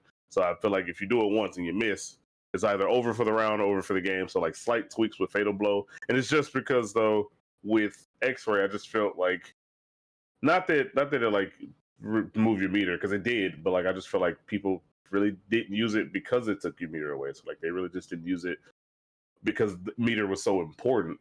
So I just felt like it was a mechanic that might have just missed out. I think the movement and the pacing for sure. I think the sprint buttons is okay, but I think the best MK games are games where dash blocking is involved, because I actually think dash blocking, there's like a skill gap there between somebody just being able to run at you and then somebody being able to properly like dash at you at the optimal speed. So stuff like that. I think anything MK1 or 11, and I am a super hard critic on 11, at least for the past like couple of months, harder than I think I've ever been. There's a lot of mechanics on that game I just wouldn't even tolerate. Like rolling on the wake up, I think it's just too much. The flawless block punishing is just too much. Regen meter, I just don't think it's enough. Or I don't think it's something I'd keep in my game. Crushing blows, absolutely not. Throw crushing blows, especially. But there's so much that like that game, while it was fun for me at least, like looking at it from a competitive standpoint, nah. The game, it just wasn't ideal. But if they also too even wanted to go even further beyond, where they wanted to start back with like the fighting stances or something like that, I think that'd be cool. Like if they want to go back to the Deadly Alliance Deception days, where hey, like let's do it. Everybody gets like a fighting stance and a weapon or something like that. Like maybe that'd be a good idea. I wouldn't be opposed to anything like that.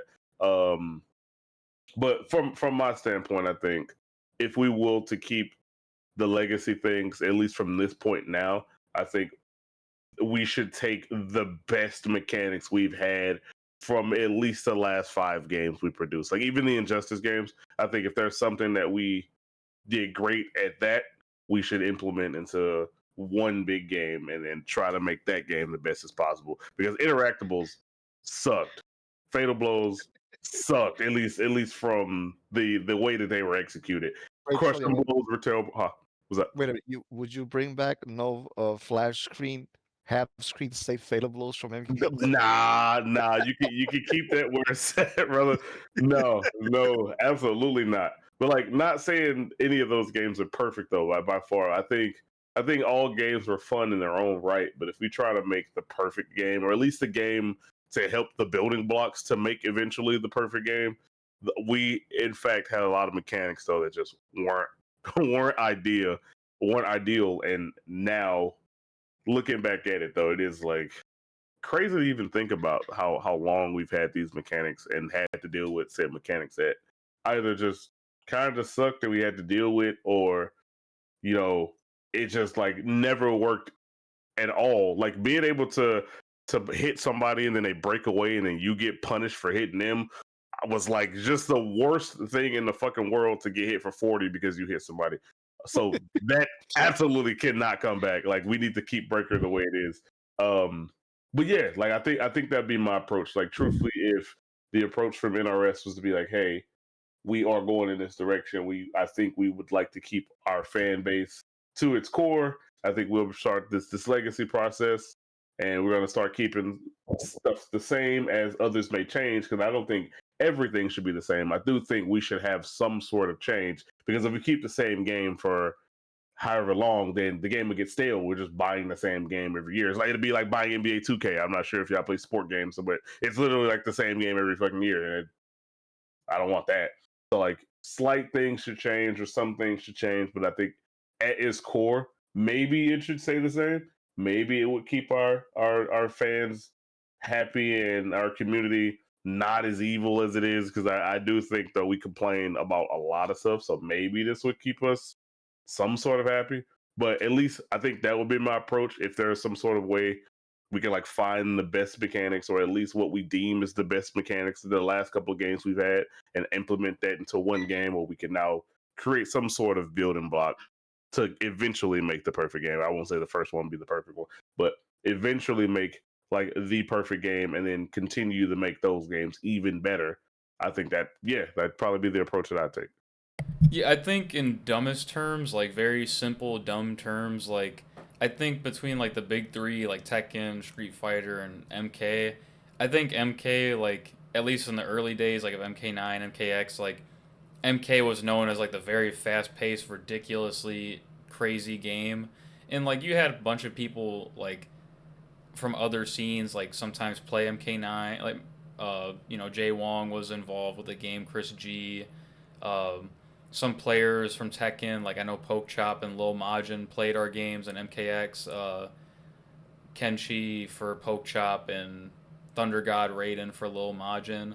So like it brought other people's attention out, like other than MK players, but like they usually like the outsider. Like I feel like um, the outsider's perspective of MK and even like the people that are familiar with MK, like they usually knew it as like a crazy game that wasn't entirely focused on like having a super footsie based, slow paced game like Street Fighter. Mm-hmm. Um, and I think we kind of strayed away from that design for MK from MK11 onwards. Like I feel like the devs wanted to take like a Street Fighter approach with MK11, and it's just like it's not like in MK's nature historically to be that way. So like that's kind of where I feel like in the gameplay department the downfall started, if that's fair to say. Yeah, I I think actually yeah. Go No, ahead. Go no, go ahead. ahead. Okay, I No, would no, say I actually think that's super fair. No, you're right. I think we were at least from the outside looking in so different, which was cool. Like not saying it was bad. Like I think we were like different and in a good way, where everybody sort of kind of had their own identity. And yeah, maybe we did probably take the all right, Street Fighter's doing this, Street Fighter's doing that, because Street Fighter's so global. So like, of course, they'll have a lot of player, and no matter where they are in the lifespan of the game, I think they'll always have like a bigger player base than us in terms of competitively. It's because they're like everywhere. It's like Street Fighter's like global. It's like you'll always have Street Fighter players all across the world. So I'm assuming that they, at least in their minds, assume that like, all right, let's try to take the Street Fighter approach with 11, because 11 was a lot slower than an X, and then the combos were a lot watered down, and the characters were a lot watered down. So yeah, maybe they tried to take that approach, and that could be fair to say that that was the beginning of the downfall, because maybe it was, truthfully. So that's not a bad take. no, absolutely. And going back to the example that you know, like you guys mentioned, to take quote unquote the best of each game. I mean, that's kind of like what Street Fighter 6 did, right? Like more or less, right? They took the parry system. Obviously, it's not exact thing, but the concept, right? It's based on Mm-hmm. Third Strike, because a lot of people have fond memories of that system. Then they took, you know, the drive impact, which is essentially kind of like somewhat similar to the focus attack from Street Fighter 4. And then you have other examples, but like I feel like maybe now the time has come for Mortal Kombat to do the same. Uh, but honestly, I agree with Trillion to the extent that at some point people have to realize that no game is gonna please everybody, right? And we have to start being more positive and supporting the community, no matter what, right? Like the time, honestly, is right now because MK11 is not going to change, but if you like it, please play it. I mean, I personally hate it, right? I'm not a shield for that game, and I think I can tell that probably none of us likes the game here, right? Like at least from a Right. competitive. Yeah. Yeah. Yeah. It- MKX, you already know what that game is. That game is not going to change, right? If you like hardcore, run in, do 50-50s, offense, armor, then that's your game. Uh, MK1, it's an assist-based fighting game, right? You already know what you're getting yourself into. When you play the older games like MK9 and prior, those games are going to be broken. They're going to have massive issues, right? Because they're designed at an age where patching, was not very prevalent, and the rest is history, obviously. So at this point, we kind of know what our games are and what they're not, and we know they're not going to change. Well, obviously in MK1, there's a slight chance it may get more changes, but the others not so much. So you already know what you're getting yourself into. So either play or don't, or if you don't, play something else and get out of the way, right? I think that would be my message.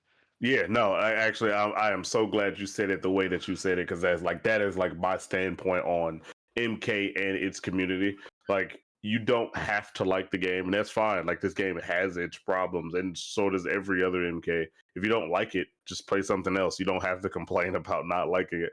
Like, the game might not be for you, and I just wish that we would just be better at understanding that, hey, like, this might not be my game. Essentially, like, I can still play the other games while not shitting on the current game. Yeah, when I But I had my realization for MK11, I started day one. My last tournament, like in where I decided to like retire from MK11, was Frosty Faustings of 2020, and I played in the MK11 tournament that KIT had the final year that they ran a tournament, which was 2022, and I just did that to support NRS and the game. I wasn't really worried about winning or losing at that tournament. But when MK11 was the prime, the up like the latest game, like I've never been frustrated before, like ever, like playing our games, like um, at least at my age, like now. Maybe when I was younger as a kid, like M2 Dave and I played an MK9 at our local, and I was a freaking 9 year old getting zoned out by Freddy, so I was pretty upset. But I think part of that helped me grow as a player, and I have like a higher tolerance for things now, and like MK11 definitely broke my soul, man. I was like super frustrated, like behind closed doors, like playing in these online tournaments, like it was genuinely like just super annoying, and like our locals in our group chat would say like I know THTB told me one time like, man, if you're getting that frustrated over the game, man, like I think like that should be like a sign, like just like stop competing in it. And I'm like, and there was a point in time where I was just like, yeah, I definitely got to stop playing in this game, man, like it's just not worth it. So like yeah, when after I retired from the game, I like kind of just left it alone, and yeah, I felt a lot better. I maybe have bashed it a few times on some podcast with Rio or something, but those were the dark ages for me at least. well, you don't have to tell me. I mean, I think I wouldn't way too far with MK11. I think there is a point though. It's kind of okay to criticize, right? Because the game, when we were expecting a patch, obviously I was politicking to make the game what would have been, in my opinion, more fun, right? So, but yeah, I think all of us had our dark times, and I agree with you, Franco, that I think especially for our local scene, like MK11 just kind of brought up the worst out of everybody. Like everybody was fucking miserable, and I would watch tournaments.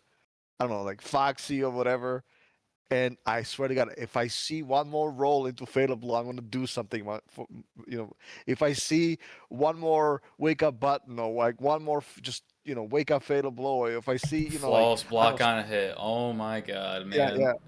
yeah, or if I see what was also annoying, somebody like do a breakaway and then come with the guy in return. Like I just couldn't Yeah, do that was that. the worst. I just couldn't watch stuff like that. And so there was a time, and I'm just like, you know what? It's time to like walk away because this game obviously is not for me. And Shrina, I actually went back, kind of played a little bit over the summer. Maybe it was slightly better than I remember, but yeah, it was still like, oh my god. Ironically, the fatal blows, man. Oh my god, there's something else in that game. Just like dudes, like I don't know, like they do something and do the fatal blow, and then you just die. You just die, and it's like super fast though. But like to Yeah, your point though, I just recently started playing MK11 again, but like no means do I mean to compete in it. Like I just play it casually. So yeah. yeah, I'm literally just playing it for the fun, and like I'm like expecting the dumb shit. So like I like the in terms of just like chaos. Like I'm a casual at that again. So like it's fun to play now because I'm not winning anything for it. Like I'm not trying to Yeah. win anything for it. So like if it would have been different if I was like where I'm at now with MK1 with 11, where I'm like competing actively in the game. But no, the game the game competitively it isn't very good, and I wish people though who don't like MK1 would just like maybe this game isn't for me. I can play something else for the time being, or play this game casually as I play MK11 casually, where like if the chaos is just what you expect, try to have fun with it, or if you can't have fun with it, there are other games out there for you. I just think us constantly bashing the game though does no good, and we only create a bigger fire from a small one after constantly just giving gas to the next person. It just kind of make a ripple effect of one person hating the game just off words that may or may not even be true, or words from somebody else's experience. I just wish that we could all just be somewhat more positive and much more critical in terms of criticizing than just negativity. I think we'd be in a much better place. I think that's a great word to end on. And I gotta tell you, man, sometimes when I talk with the younger players, I'm like, but I think you, I think honestly, with you, like it's just a pleasure. I could tell. Obviously, you're a great player. You're smart. You're articulate. You know what you're saying. It's good to hear, right? It's just good, very good to hear. And sometimes I feel like maybe I'm just old. That's a little bit of a rarity now with the younger generation. I don't know if I'm being disrespectful to, you know, but yeah, I mean, I could tell like you know the game. You know what you're talking about, and it's been a pleasure having you on. It's been a pleasure learning from you because again, you Man, know what you're talking about. Yeah, thank there's you been guys for having me. some there's been some like not too many. I'm not usually confrontational, but like there's been some newer players that I'd like have debated with, like whether it's like, oh, who wins this matchup or where is this character placed. Like it's only went like in game, it never went outside of the game. But like there are some players I feel like I just can't, like I don't I just can't have like a conversation with sometimes, because sometimes it just escalates to silly like arguments, like, and I'm glad we can have a discussion with you and not have that problem. Um, But yeah. I got kids, bro. So I usually don't get mad about a lot of things except like if it's pertaining them. So if, like if it's part of MK, like MK is a love that I always have, but it isn't like something that's gonna make or break my soul. But like I get it, the newer age players though, and I got a couple friends that's like, wait, well, like if we talking about a matchup and they disagree with what I said, or like it's on, and they yeah. they don't want to hear anything else other than what I'm saying. So yeah, Yeah, no, like I feel I like get some exactly what you people said. like won't even hear me out. Like I'll give my reasons. For example, like at one point I was saying Ghostface beats Garrus, and then like I'm getting all this backlash from this one person, and I'm just like, oh my god, dude! Like if you don't stop being uncivilized right now, like Yeah. you're like, yeah, some of these people just don't want to hear it. And I'm just like, I mean, that's no fun. Like you're kind of just like, I don't know. It's some people are just hard to talk to. Is what I'm getting at. Oh man, Yeah, yeah. Some of these newer players, man. Yeah, yeah, and I I, and know. I think too, and that's why I think I'm so critical of our community, because I think that is what our community is currently filled with, like those type of people where like It's almost if childish, almost yeah, sometimes. It's yeah, almost well, like childish. Like it might be an if they don't age get their thing. way, maybe because I Like, always tell myself I'm old, but yeah. I'm not really. I But feel like like it's like a degree like of patience too, like that some people lack as well. true, and I don't know, and maybe this is why I always said that like maybe I shouldn't point the finger at them entirely, because I think you guys made the point earlier of like our games only last 2 years. So like how patient can we be? Like so like I don't know if like us having 2 year life cycle games are a reason why our players the way they are. Like everything has to be certain at that moment, or like you're dumb if you don't believe in a certain thing, or we should have this because we don't have it in every other game. Yeah, I truly don't know if that is the root cause of why they are, but like I just know that we do have a lot of people that just like are super aggressive about a lot of things, and I don't know if that comes from passion or if that comes from just impatience, but like they are that way, and it isn't a good thing though, is all I can say. Like it rubs a lot of people the wrong way, and it makes other people not want to stay, and it like eventually burns them out because that anger or passion or whatever that is, it just becomes exhausting, and then they end up just kind of like tuckering themselves out. So I wish we just had a better way of like some sort of approach of how we deal with our emotions in terms of our video games. Yeah, that's pretty well said. Yeah. Absolutely, yeah. Just uh, honestly, just I'm very impressed. I know it sounds bad because the younger players just kind of piss me off sometimes. Yeah, I know I'm like negative, but like, yeah, everything you said, like, yeah, that's. I think that should be the message, and honestly, that goes back to our also community leaders. And I know I know I have had my share of outbursts to say the least over the past, whatever, 15 years definitely. But as kind of as you say, like as you grow older, you kind of realize, the way of your mistakes, and maybe I could handle this differently. And I think we're also at a point now, strictly video games wise speaking. Again, we know what our games are. We would know what our games are not. We'll see what the next one brings, and we'll criticize it, give it praise accordingly. But I think we're at a time. It's like there's no reason for anybody to trash MK11, MK1 anymore. Like those games are what they True. are. Right? If you don't like them, play something else. Move out of the way and let other people enjoy it. I think that's kind of like the message.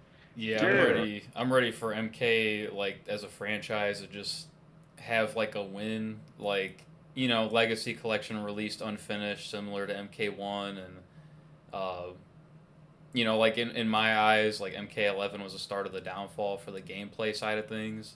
So like, MK1's definitely better than MK11, but like obviously it didn't launch like so well. So it's like I'm waiting for the day to come where MK just has this breakout release, and like it's just like it's got to be like it's got to be like a comeback story that just happens that I'm just waiting to see happen.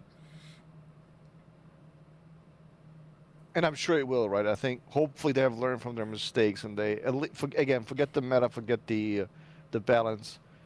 That they have learned from their mistakes as far as let's not release a game too early so our game doesn't fucking work the way it should. So that's the only thing that we can only hope for. And I think the balance stuff in the meta hopefully will work itself out.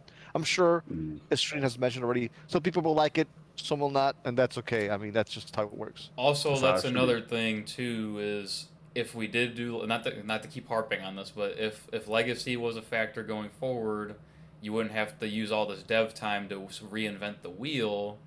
Therefore, you know, you could actually release a game finished. You know, That is a fair point.